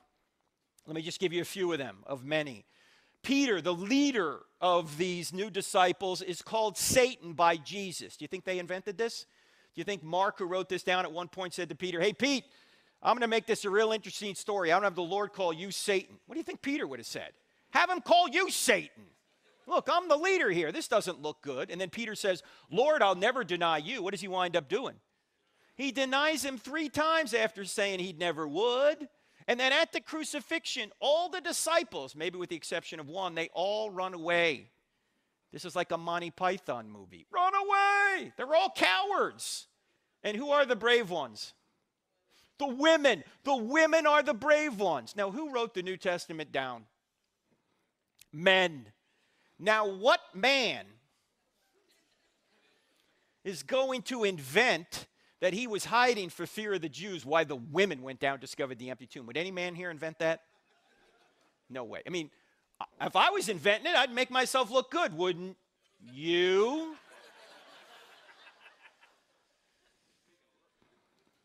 And I'm not looking good right now. Actually, I probably look better since you can't see me. Amen. Thanks, brother. All right, where were we? We're talking about, oh, yeah. I mean, if I was making this up, I'd make myself look good. I'd write something down like this. Let's see. We marched right down there, and we overpowered that elite Roman guard. That sounds pretty good. What do you think? Yep. And we saw Jesus, who congratulated us on our great faith. And then we went and comforted the trembling women. I would never say it was Mr. Sissy Pants why the women went down and discovered the empty tomb. And oh, by the way, why would you never say this in this culture? Forget the fact that it's embarrassing to men. It was. But independent of that, why would you never say the women were the first witnesses? Yes, because a woman's testimony was not considered on par with that of a man. So if you're making up the New Testament story, you'd only have the men be the first witnesses. Yet all 4 Gospels say the women were the first witnesses, which is telling us what? They really were. In fact, one of them was a formerly demon-possessed woman. Gee, what a great witness. I had a lady come up to me once. She said, Frank, I know why Jesus appeared to the women first. I said, why? And she said, because he wanted to get the story out. I said, that is an excellent point. I had not thought of that. Because ladies, when your man comes home from work, does he say much? There could have been a nuclear explosion down at the plant. He's not going to tell you. You'll see it on the news before you hear it from him. You'll be watching the news going, hey, hon, what happened? Oh, yeah, I forgot to tell you the nuke blew up. I've been hot for 3 days. What's for dinner? He's not going to tell you. I can't even believe this next passage is in the New Testament, but it is. You know the end of the Gospel of Matthew where Jesus is given the Great Commission? Where he says, go, therefore, make disciples of all nations. Notice he doesn't say make believers. There's a difference, right? Anyway, all his disciples are there, and he's telling them to go do this. They're all there. And it says right there in the text about the disciples, some believed, but some doubted. He's standing resurrected right in front of them. And they're going, see that guy over there? Yep, that guy over there is Jesus. No, it can't be Jesus. He was just killed not long ago. No, I'm telling you, it's him. It can't be him. He's dead. The Romans killed him. It's him. They know how to kill people. They crucified him. They put the spear in the side. Blood and water came out. I'm telling you, Jesus is dead. It's him. It can't be. It is. How do you know? The women told me. They're not making this up. There's even potentially embarrassing details about Jesus in there. In Mark chapter 3, it says his own family came to seize him and take him home because they thought he was nuts. He was out of his mind. That's embarrassing. And you may have heard the scholars say the New Testament writers embellished Jesus to be God. Really? Then why is Mark chapter 3 in there? Which is almost universally recognized to be the earliest gospel. That's embarrassing. And then Jesus is called a drunkard. He's called demon-possessed. He has his feet wiped with the hair of a prostitute, which easily could have been seen as a sexual advance. In fact, there are 2 prostitutes in Jesus' bloodline, Rahab and Tamar. Do you think Matthew and Luke got together and said, you know what, I really think we ought to spice up the Messiah's bloodline a little bit. Let's put a couple of prostitutes in there. What do you think? In fact, there's a lot of shady people in the bloodline. Judah, from where we get the term Jew, not a good guy. Read about him. It's like Genesis 37, somewhere in there, 38. David, a man after God's own heart. Yeah, but he's a liar, adulterer, and a murderer. Gee, I guess it's hope for the rest of us, huh? Bathsheba's in there. And you know, Matthew, when he gets to her in the genealogy, won't even mention her name. You know what he says instead? Uriah's wife. Ooh, that's a slam. But he's telling the truth. Who is Uriah? Husband of Bathsheba, whom David had killed so he could have Bathsheba. This is all embarrassing, but they're telling the truth. You don't make this stuff up. And there's more than this. We don't have time to go through them all. Let's do one more. How about excruciating deaths? This is the argument that says that these men who were in a position to know whether Jesus had resurrected or not died excruciating deaths when they could have saved themselves by saying it never happened. Here's a painting of Peter being crucified upside down. We don't exactly know if he was crucified upside down, but we have good evidence he was martyred in the first century, as well as James, as well as Paul. These are martyrs, and they didn't recant. Now, here's my question. Why would they do this? In fact, before we get into this, I got to point out one thing. All the writers of the New Testament documents were baptized Jewish believers in Yahweh, with the exception of Luke. Everyone else is a Jew. They already think they're God's chosen people. Question, what did they have to gain by making up a new religion? What did they get by saying Jesus had resurrected from the dead? They got kicked out of the synagogue, and then they got beaten, tortured, and killed. Last time I checked, that was not a list of perks. We're going to start a new religion. We are? Yeah. What's it going to get us? So first get kicked out of the synagogue, and then we get beaten, tortured, and killed. Well, sign me up. What a great idea. Why haven't we thought of this earlier? No, I don't think so. In fact, they had every motive to say the resurrection did not happen, not every motive to say it did. Sometimes I get the question. Maybe you get the question. It goes like this. Are there any non-Christian writers that talk about Jesus and the apostles? Yeah, there are. I just mentioned them, and they're all in chapter 9 of the book. But you know what is sometimes underneath that question? An illicit assumption. What's the illicit assumption? You really can't trust the New Testament writers because, you see, they were religious, and they embellished it. You can only look at the secular or non-Christian writers to figure out what really happened. If you think about that for more than 5 seconds, you realize how silly that is. What motive did these religious writers have to make this up? Nothing. They lost everything by saying it was true. In fact, my friend J. Warner Wallace, the cold case homicide detective, who's been on Dateline more than any other detective in America for solving murders decades old, says that whenever he finds a dead body that he knows has been murdered, he says there's only 3 reasons why that guy's dead. Not 1,000 reasons, just 3. There was either a sex issue, a money issue, or a power issue. Sex, money, or power. Those are the universal motivators. In fact, if you think about this, those are the reasons any of us sin. We're trying to get those good things, but we're trying to take a shortcut to get them. And without those motivators, you don't have any kind of conspiracy. Question, did the New Testament writers, did it make them popular with the ladies for saying Jesus had resurrected from the dead? No. Did they get money for saying Jesus had resurrected from the dead? Did they get power for saying Jesus resurrected from the dead? No, they got the opposite. They got persecuted. In fact, Paul had all those things prior to becoming a Christian. As soon as he became a Christian, he lost his power and he was persecuted. There's no motive to make this up. In fact, why would they die for a known lie? You say, wait a minute, Frank, I know you think martyrdom proves Christianity, but don't you have to say that martyrdom would prove other religious worldviews, like, say, Islam? They have martyrs. No. Why? Because there's a big difference between the Muslim martyrs of today and the New Testament martyrs of New Testament times. There's many differences, but let me give you one for our purposes here.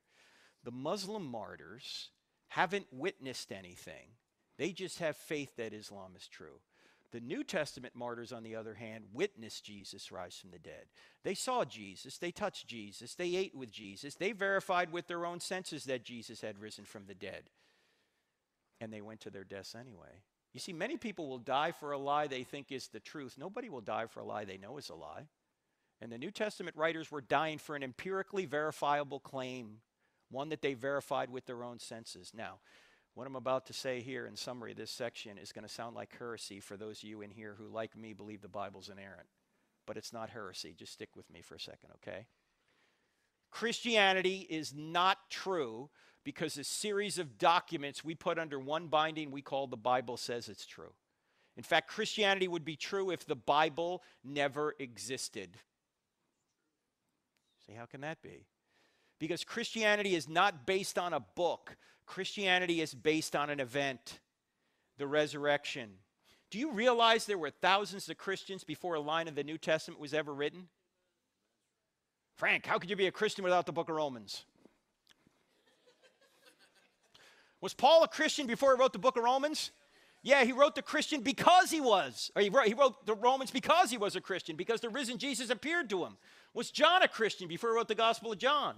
Yeah, why? Because the risen Jesus appeared to John. That's why he wrote it. Same with the other writers, most of them anyway. In other words, you could put it this way. The New Testament writers did not create the resurrection. The resurrection created the New Testament writers. You wouldn't even have a New Testament written by religious Jews in the first century unless Jesus rose from the dead. There's no motivation to do this. There's every motivation to say it didn't happen, not any motivation to say it did, unless it really did. So, by the way, Christians, if you're a Christian in here, never say to somebody who's not a Christian, you ought to become a Christian because the Bible says so. That would be like a Muslim coming up to you and saying, you ought to be a Muslim because the Quran says so. You're going to go, I don't believe in the Quran. No, you got to give them evidence that God exists and Jesus rose from the dead. Inerrancy is a conclusion. It's not a premise. You don't start there. The reason I believe the Bible's inerrant is because Jesus did. And I just have a personal policy. If somebody rises from the dead, I just trust whatever the guy says. So, there's more evidence. Again, you can get the books to go further. Let's sum up the whole thing. Does truth exist? The answer is, if somebody says there's no truth, you're going to say, is that? Does God exist? We went through 3 arguments, cosmological, teleological, and moral. We get a being with the attributes of God without even opening the Bible. Are miracles possible? What's the greatest miracle in the Bible? Creation, Genesis 1:1. If that verse is true, and even atheists are admitting the data for that verse, then miracles are possible. And did Jesus rise from the dead? Sure seems so. We've got more evidence than we could cover tonight, but the answer is yes. So if you want to go further, you can get the books or the DVDs from our website. Again, you can text the word evidence to 44222.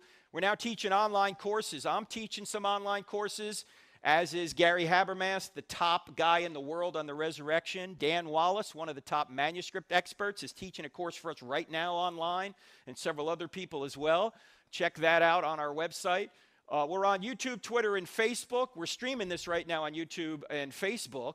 And if you go to our YouTube channel, you'll see hundreds of videos from the college campus, lots of Q&A, which we're about to do here.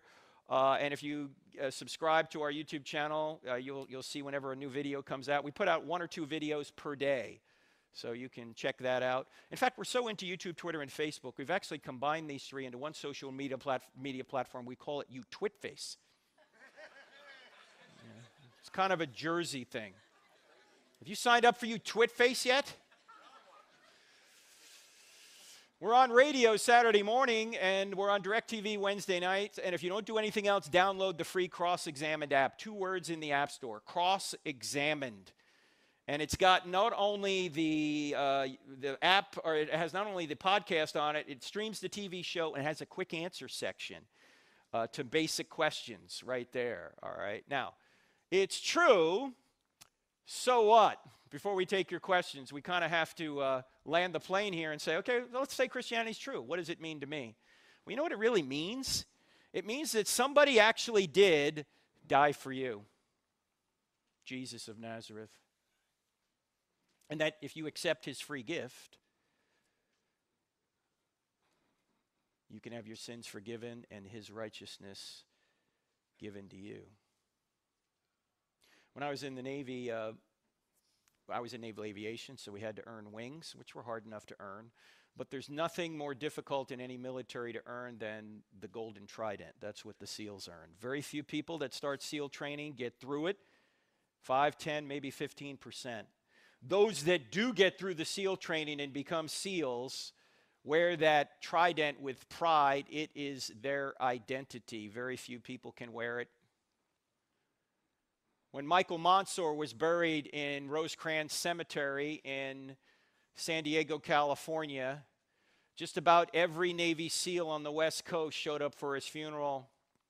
And when they showed up for his funeral, they took off their tridents and they pressed them into his casket. They took their identity and they put their identity in the one that died for them. That's what we're supposed to do.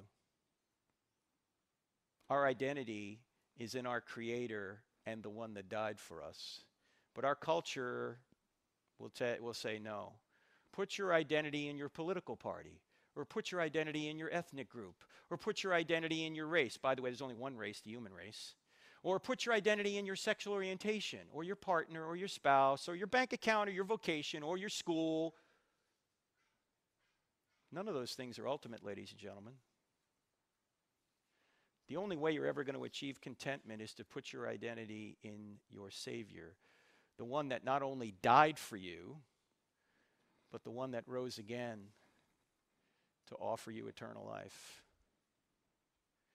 Have you ever accepted that? If you haven't, why wouldn't you? If Christianity were true, would you become a Christian? The answer is no. Why not? What are you holding on to that you'd sacrifice even God and truth to keep? Last year when we were here at Ohio State, we went to a prison the next day to do some prison ministry. Actually, I think it was on another trip to Ohio, but it was about last March. And went to this prison, and the chaplain knew I was going to speak to two groups of inmates, and he said, "We'd like you to speak to a third group. Would you do it?" I said, "Sure." "Who are they?" He said, "The guys in solitary confinement." I said, "Well, bring them up." In prison, solitary confinement is known as the hole. So they brought about 20 of these guys up, and they were dressed in orange jumpsuits that I'm convinced you could see from space. If these guys ever got out of that yard, we'd be able to track them via satellite. And these guys were the hardened criminals. They had tattoos on their faces. I mean, think MS-13, right? So it's me in the room with these guys, and I go through some of this I don't have enough faith to be an atheist material. And there's a guy in the back who's paying special attention, and at the end he raises his hand and he goes, "Hey, man, this makes sense." And I said, "I don't know why you're in here, but do you know that you can have the same identity as people on the outside have? Because in Christianity, you don't achieve your identity, you receive your identity. That's why the eyewitness John, who saw Jesus die and rise from the dead, said that he has given you the right to become a child of God by trusting in what he's done. You don't achieve it, you receive it. That's why everyone who's a Christian is a brother and sister of one another. None of us are better than anybody else because we're all covered with the love and sacrifice of Christ. Why wouldn't you want to be a part of God's family? All right, with that being said, we're going to go to questions now. Thank you.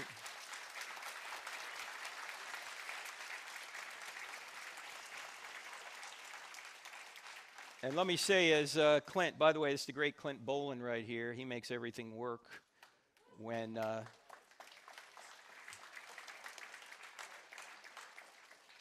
the university gives us lights, he can do his job. And I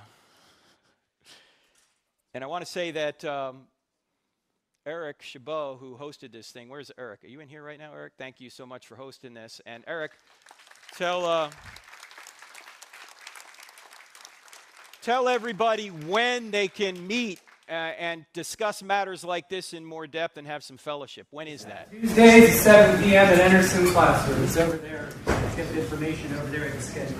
Tuesdays, 7 p.m. Where? Anderson. Anderson. You guys know where it is. You're Buckeyes. I don't know where it is. All right? Yeah. What? By the way, if you would give us some feedback, you could give us some feedback by texting the word event to this phone number, 855-909-0582. 855-909-0582. It's going to text you back 3 simple questions, and you can tell us whatever you want, all right? All right, yes, sir. Let's start here. What's your name? I'm Tony. Hey, Tony. How you doing? You were here last time, weren't you? Yes, I was. How you doing? I'm oh, just you're the guy peachy. with the great radio voice. Oh, I thank you. Who was an atheist. That's correct. Are you still an atheist? I am, yes. Tony, come on. You had a whole year, well, Tony. See, I'm coming back. A whole year. Maybe okay. you can help me out. All We'll see. Okay, go ahead, Tony. So I wanted to begin, but you mentioned Christopher Hitchens. Yes. I know you debated him. Yes. And as you know, he had a very sharp wit in his did. life. And I thought, in his spirit, I would note, you said that much of his brilliance was owed to his accent, but I thought it was worth pointing out that he sold more books in his lifetime. So there's that. Well, yeah, and actually, there's a lot of truth in his books. Well, I agree. Well, Yeah. I don't actually like Christopher Hitchens, but I thought he was right about one thing, and this happened to be that particular remember, issue. Tony, why do people buy books? I don't really know, but if they like somebody, and look, I liked Hitchens. He was very likable. I have his book. I didn't Okay? mean. I was So- just telling a joke. I'm sorry. Oh, okay, all I right. wasn't putting you down or anything. all right. Well, sure no, I'm that- just trying to figure out Yeah. why. Oh, anyway, go ahead. Yeah. Well, I actually began with that because I've had an epiphany recently, understanding what it means when people talk about God.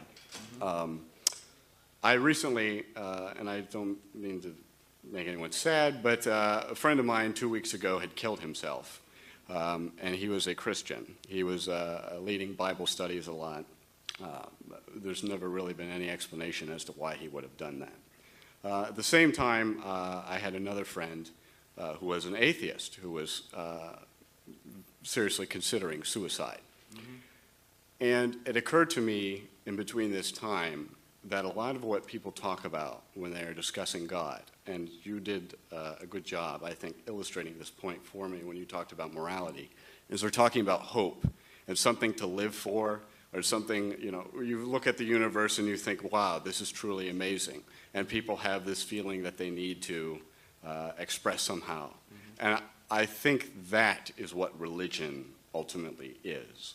You said that many of your doubts often tend to be emotional, and that it varies according to the day. I'm sorry to hear about your friend.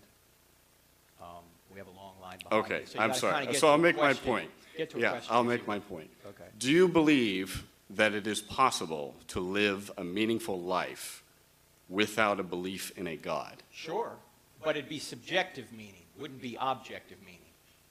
What do you mean?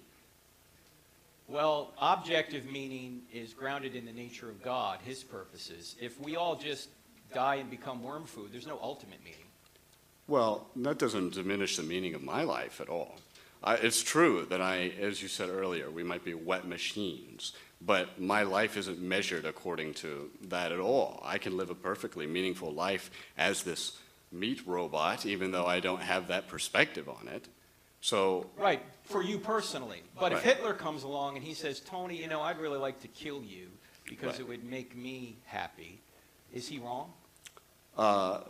he might feel that way, but it doesn't matter. I mean, my life is, In the other meaning words, of if- your life Yeah, is, I know. In other words, though, is his meaning to kill you, if that's how he gets his meaning, is he wrong?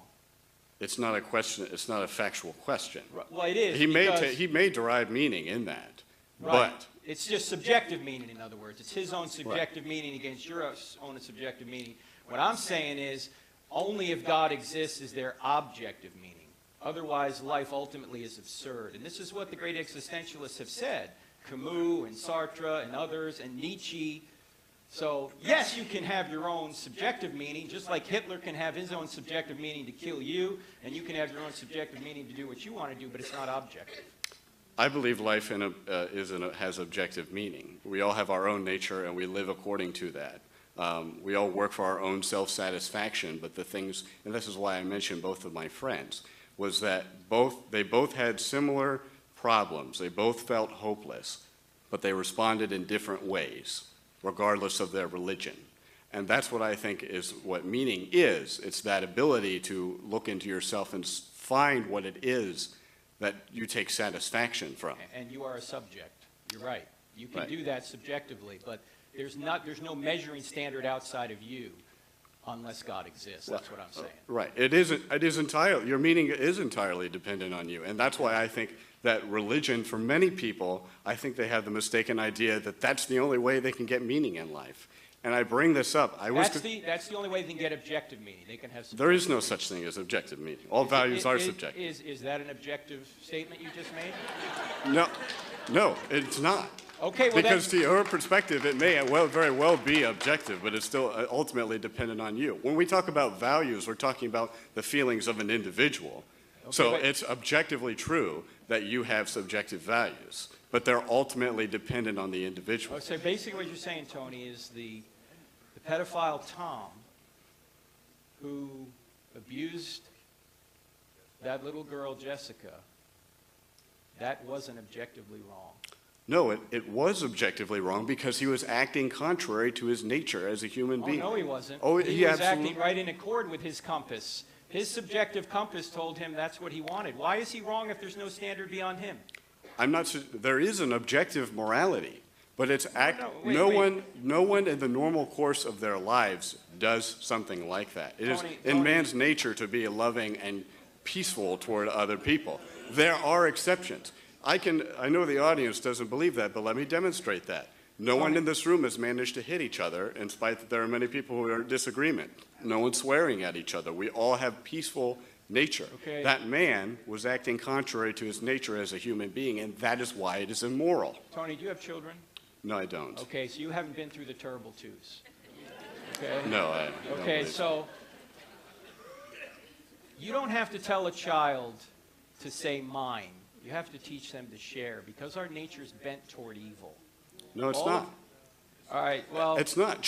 No child goes out and does what the wicked things that adults do, right? No child. When was the last time a child murdered someone, raped someone, kidnapped someone? It's an absurdity.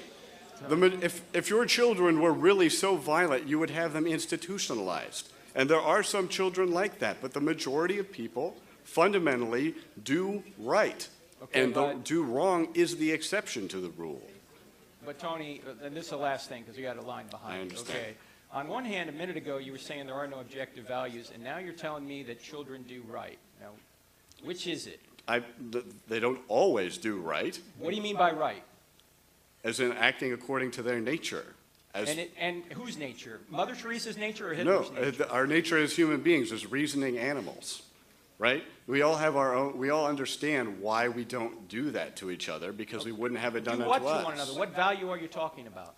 The value of not doing violence onto each other. Why is that wrong if there's no God? It's wrong because we would never have it done to us. So what? Why does Hitler care if he kills you?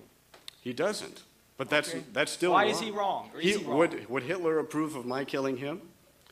What does that matter? If he's enforcing a morality on me that he is not giving to himself, then he's suggesting that he's something other than human, right? Okay. So he's falling into contradiction because he may steal from me, but he would never tolerate my stealing from him.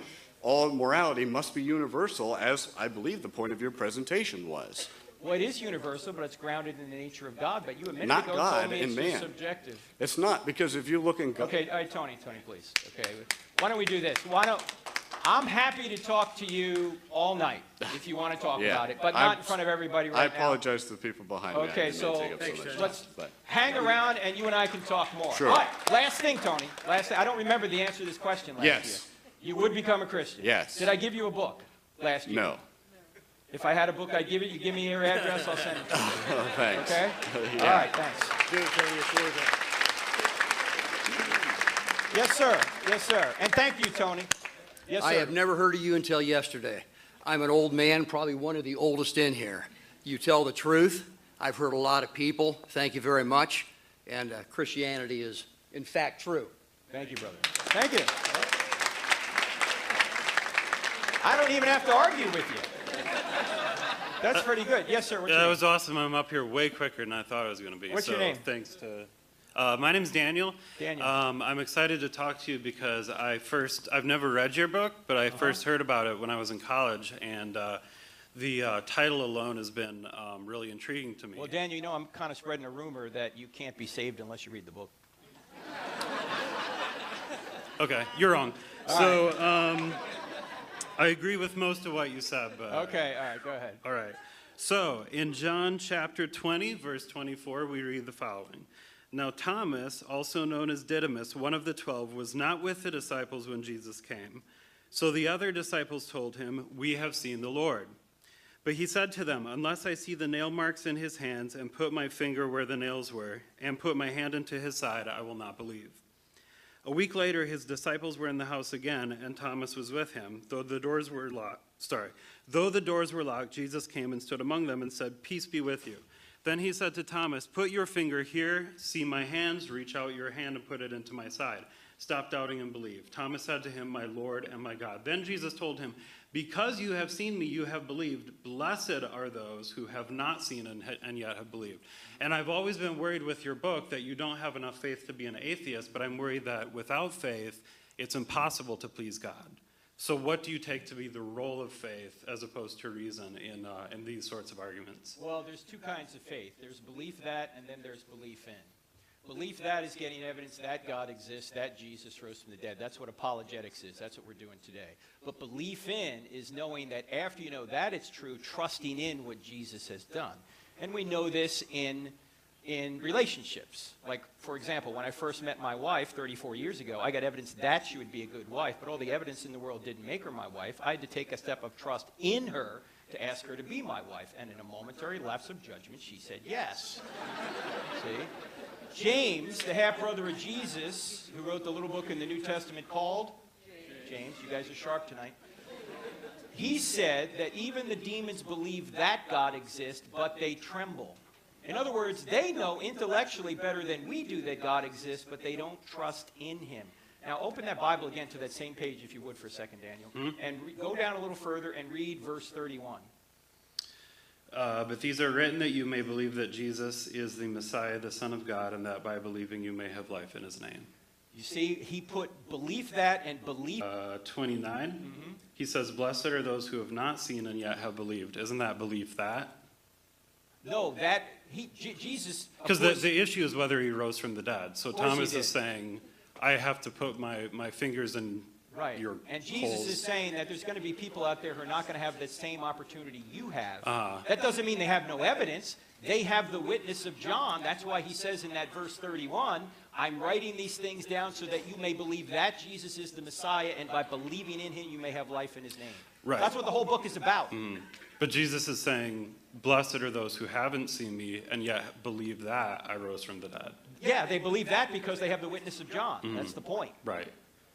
So they don't have the same evidence that Thomas did. No, they don't have the exact same evidence. Okay. No, I don't have the exact same evidence Thomas had, but I have the evidence of John and Matthew and Mark and Paul and Luke. And So why are people, do you think, more blessed for for believing that Jesus rose from the dead, even though they haven't seen him the way Thomas did? Why do you think that's more of a blessing? more of a blessing. Yeah, that's what Jesus I don't says. know. I'd have to exegete that passage. But Okay. obviously, he's saying that to people who don't have the same opportunity that Thomas has. So, Okay. But he- it's not blind faith. It's not blind faith. You have evidence that Jesus is the Savior. Mm-hmm. And Jesus is an evidentialist because when the representative of John the Baptist comes to Jesus and says, John, who's in prison, wants to know if you're really the Messiah, Jesus says to him, tell John to stop asking questions and just have faith. No, he doesn't say that. What does he say? He says, look at the signs I've done. The signs are what points to the fact that I am the Messiah. So Jesus is an evidentialist. But thank you for your question, Daniel. Jesus is not an evidential. Yes, sir. What's your name? My name is Joey. How are you doing? Good, Joey. How you doing? I'm doing all right. Yeah. So I'm agnostic. I grew up in a Christian family for 18 years and went to college and studied neuroscience. Okay. And during that time, I became agnostic. And one of the things I did was I had so many conflicting ideas between what I was learning in science and what I was learning in the church and I couldn't bring the two together. There was just a lot of contradictions and things like that. And it actually tormented me more than brought me any comfort. And I know you mentioned that happiness isn't the ultimate thing, you know, it's pleasing God and stuff, and I get that. But I ultimately went on a journey where I said, okay, I'm just going to objectively look at things and say, if any new information is presented to me that betters my understanding about the current world, and it is a better understanding than my current belief system, and I have nothing to disprove it, then I will go with the better understanding. And over 2 years of just not like taking anything like, oh, like that was awesome, that must have been God, and just going, oh, that must have been coincidence, because that's most objectively a better answer. Like, random things happen, we know this. So going off that direction, I ultimately ended up just going, I don't think I can be Christian anymore. I don't believe in this anymore. Okay, can you give me an idea of why? What piece of evidence has caused you to say, Christianity's false? There's just a lot of stuff. It's like, so for instance, I don't know, you mentioned Big Bang and stuff like that. Definitely think it's true. We kind of have photos. Go look it up. But I'm serious. Like, but the thing with all of that is you might say it's true. Another Christian might say it's not. Do you believe the Earth's 4.5 billion years old? Or do you believe it's 5,000 years old? Because if you say it's 5,000, now I'm like really skeptical of your opinion, and you understand why? I'm absolutely convinced the universe is at least 58 years old. Yeah, at least. Okay. I think it's 14.5 billion. Yeah, I think the better evidence is that it's 14.5 billion years old, but I don't know what that has to do with Christianity or causing you to doubt. Why would that? Well, because you brought up a lot of points, and I've seen other arguments, though, before that will argue for why the Earth is 5,000 years old, or why the... Okay, but how old the Earth is has nothing really to do with whether or not Christianity is true, because you can interpret the text either. So do you believe every story in the Bible is true then, like Noah's Ark and things like that? Like, Sure. you believe everything in the Bible is true, no matter what, all of it? Yes, if it's properly interpreted, though. So that's like where I would just disagree, because I don't believe, like, for instance, there's a lot of stories in the Bible that I've come to think of like, okay, this is a parable or a story or a life Sure. lesson, but it's not necessarily a true event. It Sure. didn't actually happen. Sure, yeah, that's Right? true, yeah. See, look, when it says Jesus is the door, I don't think he has a doorknob and hinges. You know, we have, there's all sorts of different literature in the Bible, and not all of it is to be interpreted literally, obviously. You know, Really? Yeah, you don't interpret poetry literally. So not everything in the Bible is meant to be taken literally. No, of course not. Do you think everyone in this room would agree with you? I would hope so. I mean, I would hope so too. When it says Jesus is the door, right, you don't think he has hinges. When Jesus says, I am the shepherd and you are the sheep, he's not talking about the fact that we're literally shepherds and sheep. So you don't think that a story like Noah's Ark is just like a folk tale type thing that was passed through oral tradition throughout time? Well, just about every culture has a flood story. Exactly. Okay. Why? It's like a very time-telling thing. Like it's like a creation story. Like maybe because creation there story. was a Every great culture flood. has a creation story. That's a possibility, right? It's a Well, look, you don't possibility. have to believe in Noah's Ark to be a Christian. Correct. I got to believe in this guy named Jesus Christ and rising from the dead. Yeah. Which then, like going back to my science thing, is I don't believe that's possible unless I believe he's God, right? No, But hold, then, like, hold on. Why is it not possible that Jesus could rise from the dead? because it's not ever been proven. By Like, what? How would you prove that? Give me one other example of it ever happening. If I could give you one other example, what would be the import of Jesus' resurrection? I mean, if people were popping up from the That's a dead good all over question. the place, But it doesn't make me believe it anymore. well, nothing makes you believe anything. You've got to make your own choices. Exactly. So Right. I'm just saying like that. I ended up going more towards science. I ended up being more agnostic. I don't deny that a possible higher being could have ever created everything. I don't know. I don't know what caused the Big Bang. But if Christianity were true, would you become a Christian? Yeah, but I don't think you could ever prove it to me. Like, I don't think this talk proved it to me. What do you mean by prove?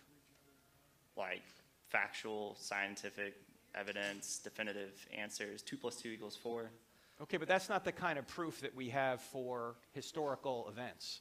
2 + 2 = 4. It's not a mathematical equation. You can kind of make it a mathematical equation. Like how? How could you prove George Washington by an equation? can't really do that, but for instance, you can prove the Earth is roughly 4.5 billion years old through material carbon dating, things like that. You know it from like, if you've studied chemistry and you take atoms and you know the rate of decay from those atoms, which is a nature of law, it's going to be true 10 million years from now, just like it was 10 million. Okay, but you see what before. you're doing? You're making a whole bunch of philosophical assumptions right there that you can't prove. You're assuming everything in the past is uniform, and you're assuming everything in the future will be uniform. No, I agree with you. It probably Like the will. laws of nature, like gravity? Yeah. 9.8 meters per second squared. Yeah, but So why? you think that would change? Well, it could change. I don't think it will, but it could. How would it change, though? Unless Well, like an asteroid blew off a huge mass of the Earth, it's not Well, going to change. no. Where do laws come from? Laws come from proven evidence over time that No, the laws themselves. Where do they come from? Where do the laws of nature come from?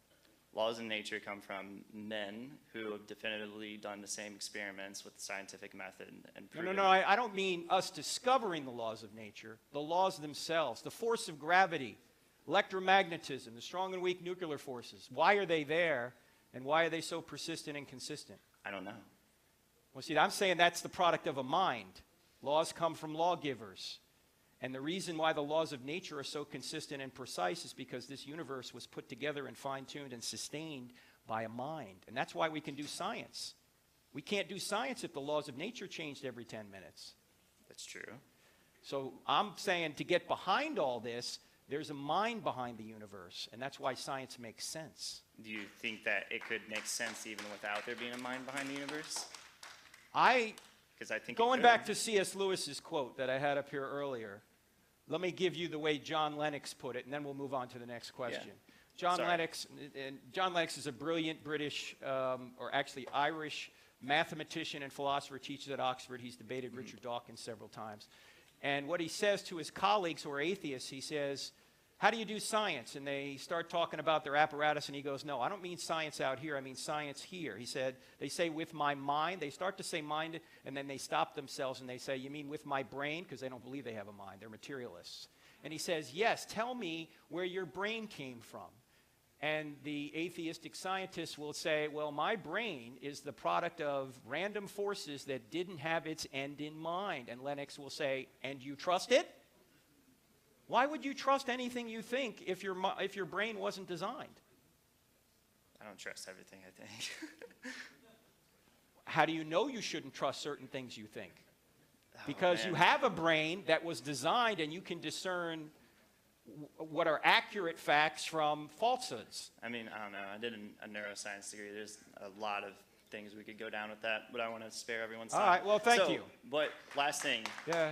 and it's just simply yes or no, and then I'm going to move on. But I would challenge anyone, like, if you're a Christian and you really have much affirmation in your faith, would you be willing to take 2 years where you don't put yourself maybe in an echo chamber or confirmation bias type scenarios where you're reaffirming your faith constantly, like if I go into church or saying that was by God? Well, no, hold on. No, I'm serious. There's a pastor who did that. He said he's going to be an atheist for a year, and now he's an atheist. Of course, if you shut everything out of Christianity, if Christianity is true and you shut out the Holy Spirit, yeah, you're going to become very hardened. Your heart's going to get hard. So why would you ever recommend somebody does that? Now, I agree with you. What if it was that the we truth? ought to be It's open. the same question then. We If ought to it's be the truth. open to reading, not to starve ourselves from God, but we ought to be reading atheists. I read atheists. The problem is I find atheists don't read the stuff we do. That's why every time I debate an atheist, with the exception of my friend Jeffrey Lauder, they never read anything, and they just get up there and they complain about how God is running the universe. Well, that's not an argument against God. So reading the Bible for 18 years and then taking 2 years to just do other things, like there wasn't any balance there that seemed more favorable towards Christianity?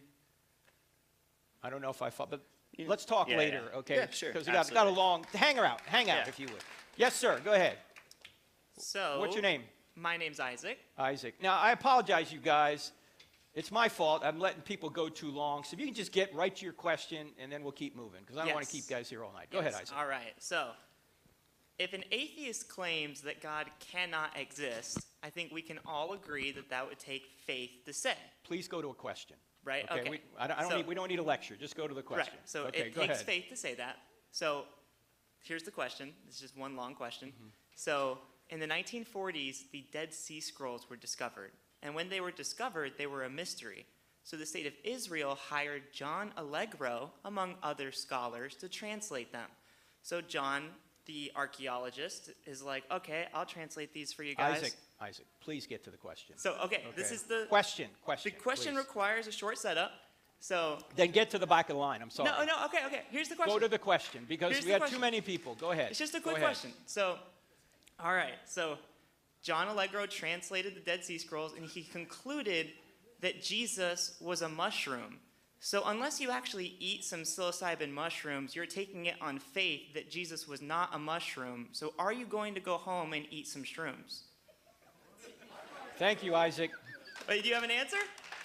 Isaac, I don't even know what the question is. Okay, thank you. Jesus was a mushroom. Thank you. That adds to the conversation. Thank you. Yes, sir. Go ahead. What's your name, sir? Yeah. My name is Derek.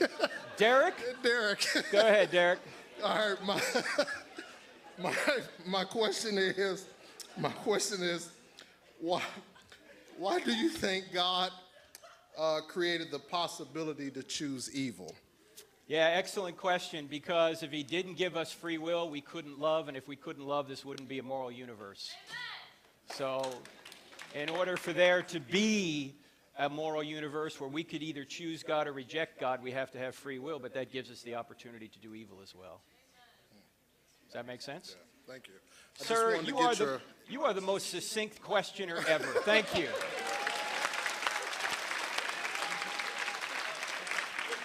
Yes. Hi. So What's your name? Nathan. Nathan, go So I ahead. had two questions, I guess, but they're quick. So if, like, hypothetically, what would change your mind about Christianity, right? Like, what's, I don't know, sort of evidence or lack of evidence, whatever it would be, would change your mind about Christianity, you know, hypothetically? Christianity can be disproven, Okay. unlike some other religious worldviews. Like if they found the body of Jesus somehow. If Jesus did not rise from the dead, Christianity is false. So it's a religious worldview that can be either verified or falsified. Okay. Sure. Okay, sweet.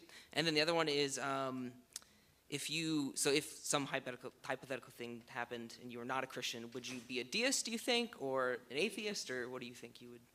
Hypothetically, I don't know. Okay. Because I'm not. Yeah, Look, it's hard. I always believed there had to be a first cause. Look, I didn't grow up a Christian. I always believed there had to be a first cause. I always believed in some kind of God. I just didn't know who Jesus was. And then when I started doing research, I read some books early on, like Josh McDowell's books, Evidence of Man's Verdict, More Than a Carpenter, that helped me become a Christian, and then I started to read a lot more. And so I think the evidence is there that it's true, but it's belief that. You can believe that it's true and not trust in it. Just like you can believe somebody can make a great spouse and never ask them to marry you. I see. Right? Mm-hmm. All right? All right, thanks. Thanks, Nathan. Yes, sir. What's your name? Chase. Chase, go ahead, sir. Yeah, so how would you answer a question that I would say my friend posed to me specifically about the mysteries of kind of the ancient history of humans? So you see all humans weren't Homo sapiens, and so how would that fit in a biblical narrative? I know it doesn't have much to do with Jesus and the resurrection. Oh, you're talking about like Neanderthal man? Yeah, stuff like that. There's a lot of different views on that. Yeah. The current view, as I understand it, is that we all share some Neanderthal DNA. Yeah. Okay, maybe 2-3%, something like the latest that I've heard anyway. And I'm not expert in this world. This is just what I'm hearing, okay? Which means that there was some commingling back then. And some will say there was some ancestral relationship. Others will say there wasn't an ancestral relationship, that they were not fully human. I don't know the answer to that. Okay, yeah. Cool. But if you want to read into that, there's a gentleman who is a biologist and geneticist from reasons.org. His name is Fuzz Rana, Fuzrana. Okay. And he's written on this. In fact, you can probably find articles on the website there. Just Google Fuzz Rana, All right. Neanderthal, or human history, and see what he has to say about it. Cool, thank you. All right, thank you. Yep. Yes, sir. What's your name? Dylan. Dylan. Go ahead, sir. All right. I got two questions. Is that Go cool? ahead. All right. So that's your first. 3 questions. Was that before? Okay. All right. Go ahead. All right. How do we reconcile the census of Quirinius? Yes. In 6 BC being taken after Herod's death in 4 BC, and how that relates to Christ's birth, during that time period according to Luke. Okay, yeah, some say there were two censuses. Others say that the way the language is written, it could have been the same census. But the one who's written on this, and I don't have his answer memorized, is a guy by the name of Tim McGrew, T-I-M-M-C-G-R-E-W, a brilliant guy from University of Western Michigan. Thank you, Western Michigan University. And if you Google his name and that particular question, you'll find the answer. Cool. All right? All right. Tim McGrew. Tim McGrew, got it. He's forgotten more than I'll ever know. Cool. All right. All right, so the next question, why doesn't God just, and I'm sure you probably already answered this a bazillion times, but why doesn't God just simply show up like in New York City and say, because "Here I am, we ask kill me him anything"? just like when he showed up in Jerusalem. I would agree with that, but That's probably what would happen. No, that's a great question, the hiddenness of God question. yeah. And I think an answer that Soren Kierkegaard gave many moons ago, back in the 1800s, went like this. He said, he told the story of a prince who had a large jurisdiction, and one day he saw from a distance a beautiful young woman who he immediately fell in love with, but she was a peasant. And so he went back to his father, the king, and he said, "I love this woman. What should I do?" And the king, the father, said, "Son, if you go to her with your chariots, if you go to her with your entourage and dressed as the prince, she may just come with you because she wants to be the queen someday and not really love you. And so you can't go that way." "Well, what should I do, Dad?"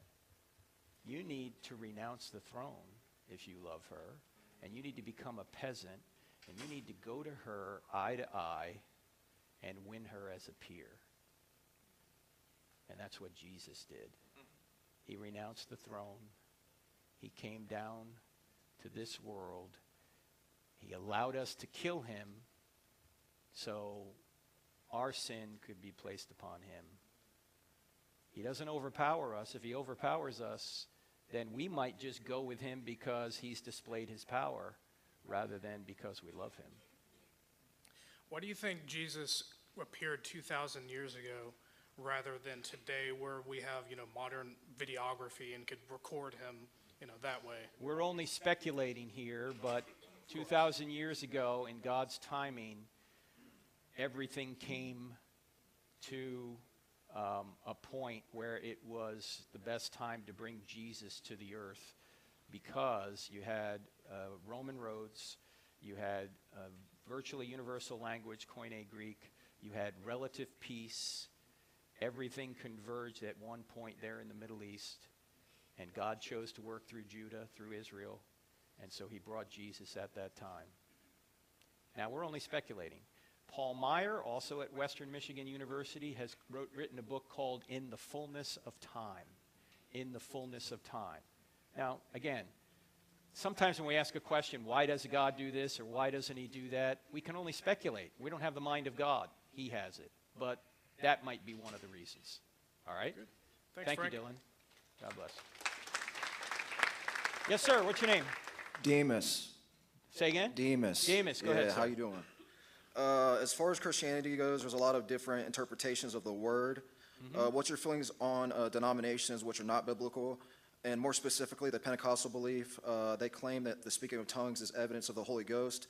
If that is true, does that mean that Christians that do not speak in tongues are not really saved or have the Holy Ghost? How do you know if you have the Holy Ghost? All right, excellent question. Let's deal with the tongues issue. I don't separate with my Pentecostal brothers and sisters over that issue, but I just don't think that tongues is required, and I think tongues are certainly in the Bible. Every time tongues are mentioned, tongues are known languages that other people can understand. Every time a tongue is spoken in the Bible, it's not a private prayer language. It's actually a spoken language, so the person who may not say, for example, speak Japanese, could get the gospel to a Japanese hearer by speaking that language. So I don't think tongues are a private prayer language. I think tongues are an actual language. But I don't separate from, this is a secondary or tertiary issue. And I certainly don't think, though, if someone's going to say you have to speak in tongues to be saved, that I don't think that's true. That, you know, Jesus didn't say that he came to have everyone speak in tongues. He came for people to trust in him. Yeah, and I agree with that 100%. Okay. I just have met some Pentecostals, and I've even attended a Pentecostal church for about a good year and a half, and I believe in the speaking in tongues. But I also believe that not everyone speaks in tongues. You know what I'm saying? I believe that some people have the gift of prophecy, some people speak in tongues.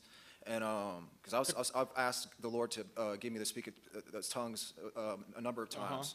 The question is, what is tongues, though? Is it a known language or is it a private prayer language? I think if you look at the evidence, it's a known language. And I'll give you a reference on this. There's a great little app you can get. It's called Got Questions, the Got Questions app. The gotquestions.org? Got Questions, G-O-T Questions. All right. And the folks that put it together have answers to a lot of different questions. And if you just go in their app and search for tongues, you'll find a article on this that talks about how tongues are a known prayer, I mean, not a prayer language, but a known language from a spoken language. Yeah. Okay? All right, thank you very much. And Thank you you. had a great presentation, by the way. Thank you very much. Thank you, thank you. Yes, sir. Hello, my name's Noah. Hey, So Noah. you could so by that name, you guys can infer Noah? my child. Yes, my I child. believe in you. I am not millions of years old. Okay. And I don't have a book. Go ahead. So, first of all, I want to say thank you for referencing J. Warner Wallace. I had the opportunity to hear him speak live, and just a brilliant He mind. is, absolutely. I did have a question, though. You did say one thing that kind of made me curious of what you meant. You said when you were referencing the last chapter in Matthew regarding the Great Commission, you said something along the lines of, you don't have to make someone a believer in order to make them a disciple. And you kind of made a distinction between that. Could you? No. What I meant was, don't just stop at believer. That's what I meant. Okay. Jesus didn't say, go make believers. He said, go make disciples. A disciple is somebody who's not just a believer, but is actually following Jesus. Gotcha. Okay. That what I meant answers by my that. question. So All thank right. you so much, sir. Absolutely. Thank you, Noah. Yes, sir. Hi, name's Aaron. Aaron, go ahead, sir. So a couple of quick things. We both presuppose the laws of logic, right? Yes, we sir. both think they work. Okay. So, thank you, by the way. So, eternity and forever, that is encompassing all time, correct? Okay. Oh, eternity. Well, the question is there time in eternity? And that's a disputed topic, okay? Because eternity is not just endless time, all right? Because God was in eternity before he created time. Time was created. And that's even what Einstein says in general relativity, that Right, space-time and space-time is matter are created at the same co-relative. time. Yeah. Okay. Well, not created, but, well, could be. But anyways. So, another question about the child rapist, Tom. So, in regards to justice, the penalty for sin is death, biblically, right? So, if Tom were to accept Jesus, and, you know, Jesus took his sin, he no longer has to pay that eternal damnation. So, is that justice? No, it's called grace. So, But justice was done because the punishment was put on Jesus. So Jesus is an eternal suffering. No, Jesus took the punishment at the cross. So Hey, hang on, God. He's a little. This is not like the Amen gallery, okay? Yeah. So go ahead, Aaron. So Sorry. it's just like the timelessness of eternity, right? So if the penalty of sin is eternal death and eternal suffering, then wouldn't Jesus still be in that? No, because Jesus is our atonement. He's the atonement for our sin. He took that. He doesn't have to suffer for eternity in order to take our sin on. He paid for our sin at the cross. And So was it grace or justice? Well, it's both. He took. That's logically not correct. Why is it logically not correct? Because grace is the removal of justice. No. Justice was done at the cross. All of our sin was put on Jesus. And then we can receive not punishment. we can receive grace because our punishment is taken care of by Jesus. So both are being done. Justice is being done, but it's being done to Jesus, not to us. We're getting grace. Look, justice is getting what you deserve. Mercy is not getting what you deserve. And grace is getting what you don't deserve. We don't deserve to be forgiven, but we are. I don't agree, but... Okay, well, you don't need, tell me why, Aaron, if you don't agree. What would be the... Let Aaron finish the thought. If you don't agree, tell me why. It's just because getting something you don't deserve, grace. Yeah. If you were to have justice, which is the eternal death and suffering, then that has not been fulfilled. Well, remember, maybe you're thinking this way, and correct me if I'm wrong. You're thinking that in order for a sin to take place, or if a sin takes place here, it has to be punished for eternity. That's what you're thinking? That's what the Bible says. Okay, but is it just the sin done here, or is it maybe you continue to sin in hell? I don't know. Well? Also, I'm an atheist, so I would believe in Christianity if it were proven to me. But you're jumping the gun here. Yeah, I didn't know. even get to ask you the question. Yeah, I know. But well, have you read much on it? Read what? Have you read much on Christianity? Oh yeah, my dad is a Southern Baptist preacher, so. Okay, so why don't you believe? Because I'm not convinced that it's true. Why not? Because it's not convincing to me. What isn't? The Bible. Let's say the Bible isn't completely true, but Jesus rose from the dead. Could you demonstrate that? Well, it's an historical claim. We went through some of it today. Right, and the extra-biblical sources like Josephus, Tacitus, they only reference people saying they believe it. They don't actually reference the crucifixion and the resurrection. They only say people say that they believe it. Well, of course, Josephus didn't say he was a Christian. If he was, he would say, I believe it. He's saying they believe it, of course. Right. But so, I don't think there's much value in the non-Christian writers. I don't put my stock in the non-Christian writers, other than they're obviously admitting there was a Christian movement. Right. I put my stock in the people who were Jews, who thought they were God's chosen people, who suddenly turn their world upside down and get themselves beaten, tortured, and killed, and saying this really happened. And then this thing explodes out of Jerusalem when it could have been squashed by going to a tomb and saying, here's the body. There's also the notion that playing the victim is a good way to get the message out. Why do they care about getting the message out if they're going to get themselves killed? For what motive? Same way the Mormons did it. They also suffered because they believed it. Well, let's not get into Mormonism now, but Joseph Smith. Yeah, he said he saw the angel. Huh? Was it yeah, Micah? but Joseph Smith did not do any miracles. Joseph Smith had golden plates. I can make golden plates in my garage. Okay, it's not a miracle to say I have golden plates. But he made a claim that he did see it. He said So that there was what? an angel that came down and gave him a golden tablet. Yes, well, there. So, and he died for it. No, Joseph Smith was killed in a shootout. Okay, or beating. I can't remember which. Over reasons that came out of his belief in Mormonism. No, I don't. Well, I'd have to look more into his death, but it wasn't like he was. They said recant or die.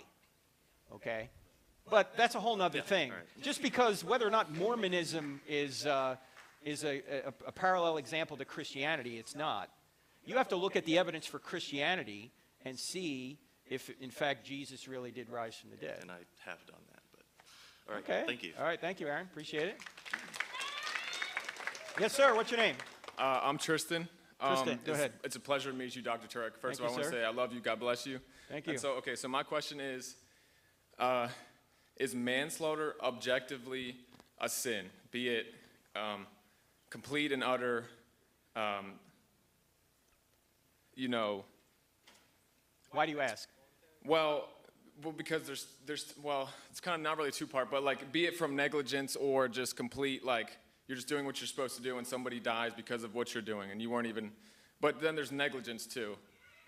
There are sins of omission and there are sins of commission. So it depends on the situation. I'd have to know the situation and you'd have to evaluate it and see. Okay. I don't know. Okay, so my friend But had there some are sins of omission, yeah. My friend had a list of questions, but I just told her to pick one. All right. She was too scared to come up here, but okay. She wants to know, why are gay people considered to be sinning?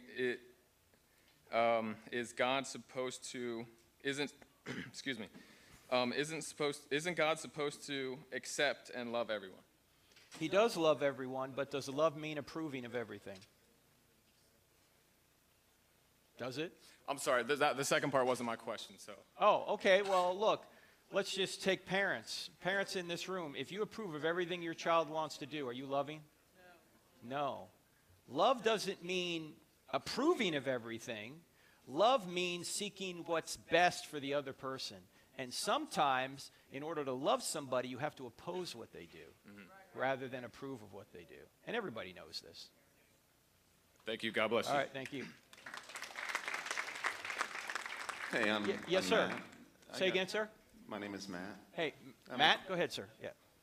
So I have a question about the free will theodicy.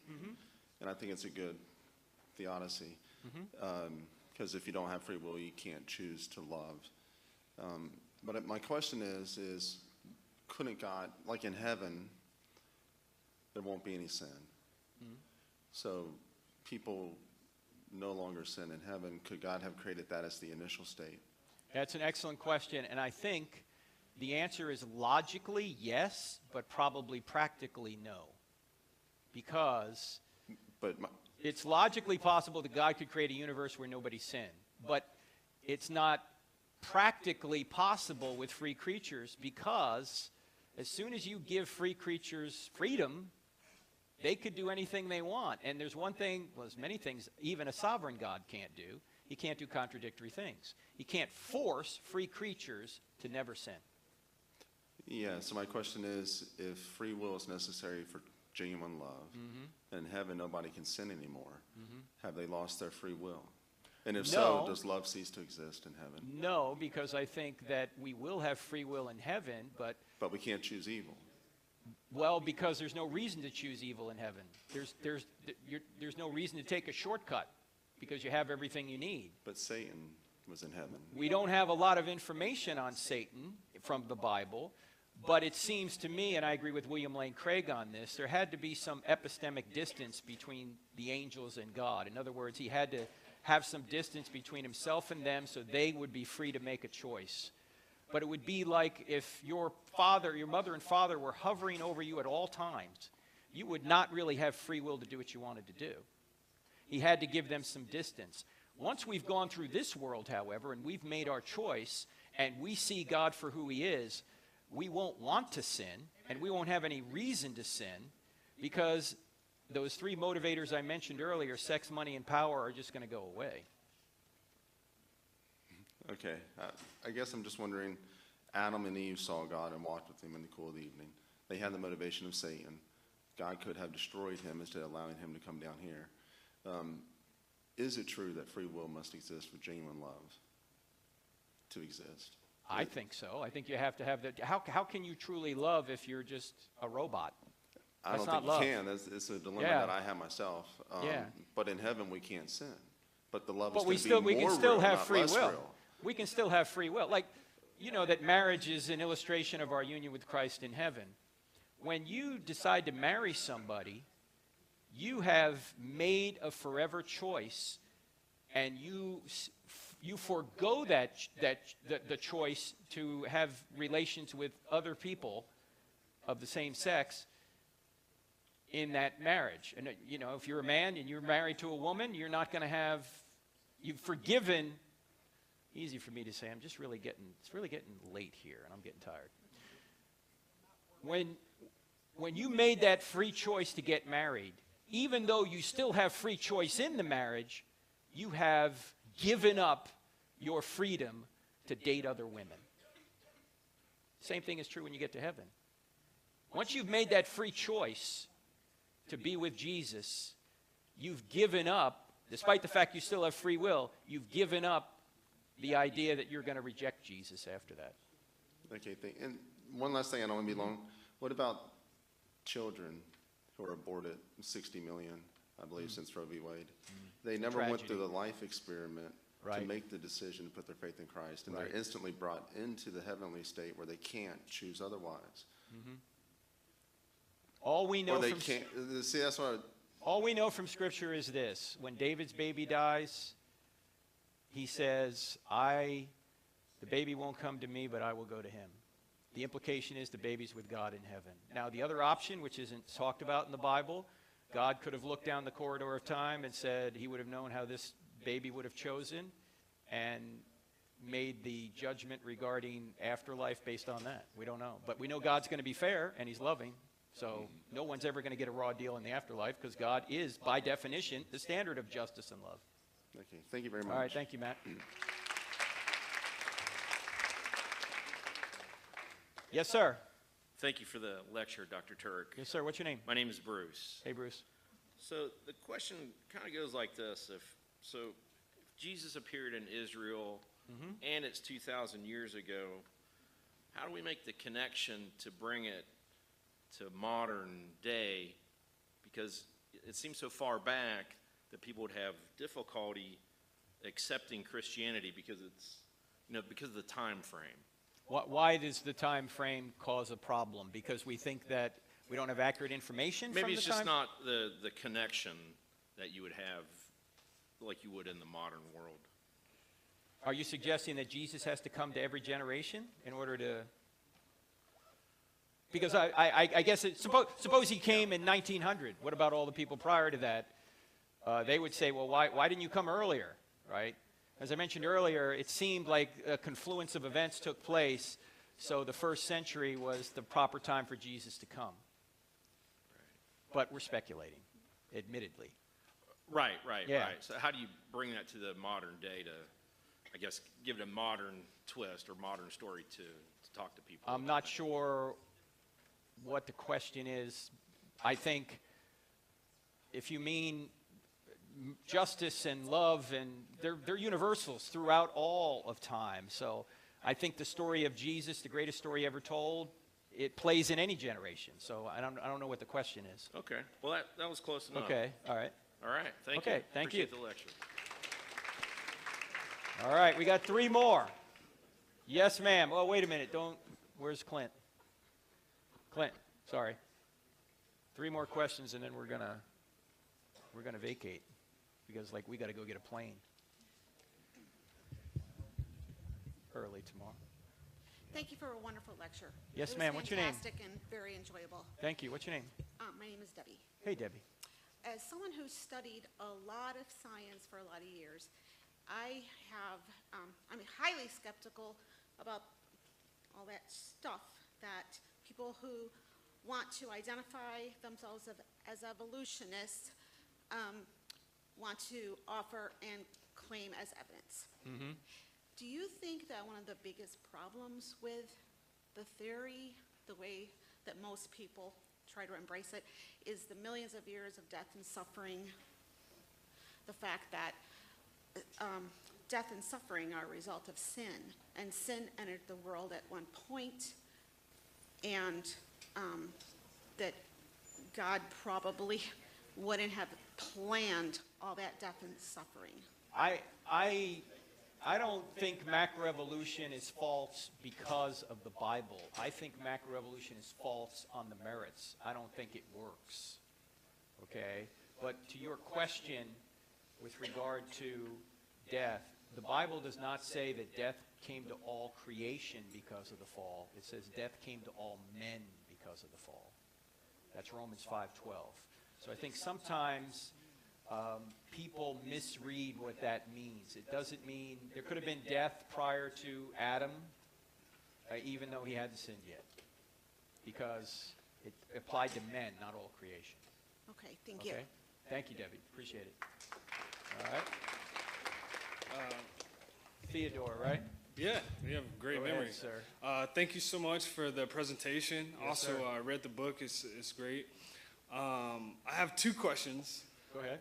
The first question, I hope this makes sense, but some people I've talked to say that atheism isn't a belief, and so it's kind of tricky. It's kind of challenging because they're not trying to prove or disprove anything necessarily, and so I don't know, like how do you go about that? Okay, Like, yeah, if somebody says, I just lack a belief in God, there's a couple things you can say. Number one, if you just lack a belief in God, you're not really saying anything about the real world. You're not saying that God exists or doesn't exist. You're just saying that psychologically you don't believe, you lack a belief in God. Well, this water bottle lacks a belief in God. We don't call it an atheist, right?